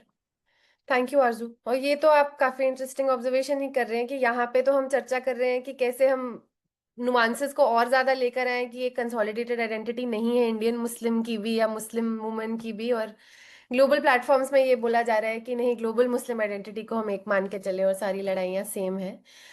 राइट। दो रिफ्लेक्शंस जो चैट में आए हैं वो मैं क्विकली पढ़ देती हूँ और उसके बाद मैं सुदर्शना को इनवाइट करूंगी, क्योंकि हम थैंक यू आप सबका, एक्चुअली जो लोग शुरुआत से जुड़े हुए हैं, आप लोग थोड़ा ओवर टाइम जाने के बावजूद हम हमारे साथ जुड़े हुए हैं, which is good validation for us कि शायद ये डिस्कशन मीनिंगफुल है। एक तो अंतिमा वर्मा बोल रही हैं कि पीरियड के टाइम हमें बताया जाता है कि मंदिर नहीं जाना चाहिए, पर अगर पीरियड के टाइम शादी होती है तो शादी भी हमारा पवित्र बंधन होता है। तब तो कोई ये नहीं बोलेगा कि आप शादी ना करो, अभी पीरियड चल रहा है या ऐसा हो गया है, ऐसा क्यों होता है। वो सवाल की तरह पूछ रही हैं। अंतमा, आई एम सॉरी, शायद सवाल की तरह इसमें जाने का हमारे पास अभी समय ना हो, लेकिन वेल नोटेड। आई थिंक आप भी वही कह रहे हैं कि जब तक रिलीजन पितृसत्ता की सोच को आगे बढ़ाने के लिए काम करता है, तब तक सब लोग रिलीजन को आगे बढ़ा के चलते हैं। और एक और जो कमेंट आया था अफजल अहमद से, कि अगर हम ये तय करना चाहते हैं कि इन 4-5 मुद्दों से हटकर एक संपूर्ण मामलों की तरह देखा जाए, और वो भी एक मुस्लिम महिला की कथित पहचान के साथ, तो हमें ये भी तय करना पड़ेगा कि मुस्लिम महिलाओं के इतिहास पर कितना साहित्य हमारे पास है। रजिया सुल्तान, बेगम रसूल, फातिमा शेख और बहुत सी महिलाओं ने अपनी पहचान के साथ कैसे संघर्ष किया और बदलाव की वाहक बनी। तो this is also a very important point कि नैरेटिव लैक ऑफ इंफॉर्मेशन के कॉन्टेक्स्ट में ही बनाया जाता है। तो जो आफरा भी बोल रही थी, मुबशिरा आरजू, की जो असल में रिलीजियस टेक्स्ट में भी लिखा है वो ही अगर हम एक्यूरेटली कोट बैक कर दें, तो वहां से भी एक डिस्कोर्स हो सकता है कि information really becomes power. Sudarshana, I would like to invite you to please share some concluding reflections, and yeah, please. Yeah, actually, I won't go there, to be honest. पहले तो आफरा, आरजू और मुबशिरा इस इतनी दिलचस्प चर्चा के लिए दिल से धन्यवाद। और सोनाक्षी जो मॉडरेट कर रहे हो आप, और सुभाषीष और समीर जो बैक एंड पे और हमें इस बातचीत को रूप देने के लिए और फैसिलिटेट करने के लिए धन्यवाद। और सबसे अहम उन सभी साथियों को जो जो जिन्होंने रविवार के दिन हमारे साथ जुड़े रहे, आप सबको बहुत बहुत शुक्रिया। मैं शानदार बातचीत को समराइज करने की कोशिश नहीं करूंगी क्योंकि इतनी बातचीत होगी, रिफ्लेक्शंस भी होंगे। बस एक बुनियादी सच्चाई पर लौटना चाहती हूँ कि हम कह रहे थे कि जिससे आप लोगों ने एक्चुअली चर्चा शुरू की है कि मुस्लिम महिलाओं को फेमिनिस्ट स्पेसेस में, फेमिनिस्ट मूवमेंट में बहुत कम जगह मिलती है, और इसमें यंग लीडर्स के लिए तो और भी कम जगह है। और जैसे कि आप लोग कह रहे थे कि जो कभी कभार या तो ज्यादातर ये लीडरशिप की जो परिभाषा है वो रिप्रेजेंटेशन तक ही सीमित रहता है। लीडरशिप का जो मकसद है कि रोजमर्रा की जो ढांचे बदले, उस तक पहुंच नहीं पाती है हमारी जो काम है। जो एक्सक्लूजन्स की बात आप लोग कर रहे हो वो हम सभी जानते हैं कि एक्सीडेंटल नहीं है, ये ढांचागत है और सिस्टमिक है। और पूरा एक सपोर्ट सिस्टम और एक इकोसिस्टम बनाने की जरूरत है जहाँ पे इस ढांचागत जो एक्सक्लूजन, स्ट्रक्चरल एक्सक्लूजन्स है, उसको हम कैसे तोड़ पाए। इसलिए हमारे तरफ से ये बेहद जरूरी हम मानते हैं कि एक ऐसी स्पेस बने जहाँ यंग मुस्लिम वुमेन महसूस करे कि उनका अपना स्पेस है, जहाँ वो बेझिझक अपनी आवाज रख पाए और वो आवाज सुनी भी जाए। ऐसी जगह, ऐसी स्पेस जहाँ यंग मुस्लिम केवल एक ऑप्शन की तरफ ना रहे या टोकनिस्टिक रिप्रेजेंटेटिव ना समझा जाए, बल्कि हम एक ऐसी स्पेस बनाए जहाँ पे एक सपोर्ट सिस्टम हो उनके लिए, उनकी आवाज तक उन पहुंच पाए। जैसे आप लोग कह रहे हो कि कम्युनिटीज से जो लोग आ रहे हैं, जिनके पास ये एक्सेस नहीं, भाषा नहीं है, इंफॉर्मेशन नहीं है, उन तक कैसे इसको लेके जाए, उनकी वॉइसेस को कैसे एम्पलीफाई करें, हम उसको कैसे विस्तार करें, कैसे आसान बनाएं उनको उन फोरम्स तक पहुंचने के लिए। और इसको कैसे हम एक जो स्पेसेस, जो लार्जर स्पेसेस की बात करें, जो आप कह रहे थे कि ताकि सिर्फ तड़के के तरह ना जोड़े उनको, पूरी रेसिपी हम कैसे बदल दें इनकी। तो ये जो काम है ये हमारी एक प्रयास है यूएन वुमेन के साथ विद प्रोग्राम की, कि इस जेंडर नेटवर्क इंडिया एक छोटी सी प्रयास कर रहे हैं कि हम इस स्पेस को थोड़ा बदल दे। और हम चाहेंगे कि आप सब हमारे साथ जुड़े रहे और इस प्रयास को और भी मजबूत और सार्थक बनाए। बस यही, इसके साथ ही मैं यहाँ इस लवली डिस्कशन को एंड करूंगी। Thank you so much Sudarshana. हमारा इंस्टाग्राम पेज जहाँ पे आप हमसे ऐसी और चर्चाओं के बारे में भी सुनेंगे, वो लिंक में हमने चैट में शेयर किया है, प्लीज आप हमें वहाँ फॉलो कर सकते हैं और हमारे काम से प्लीज जुड़िए।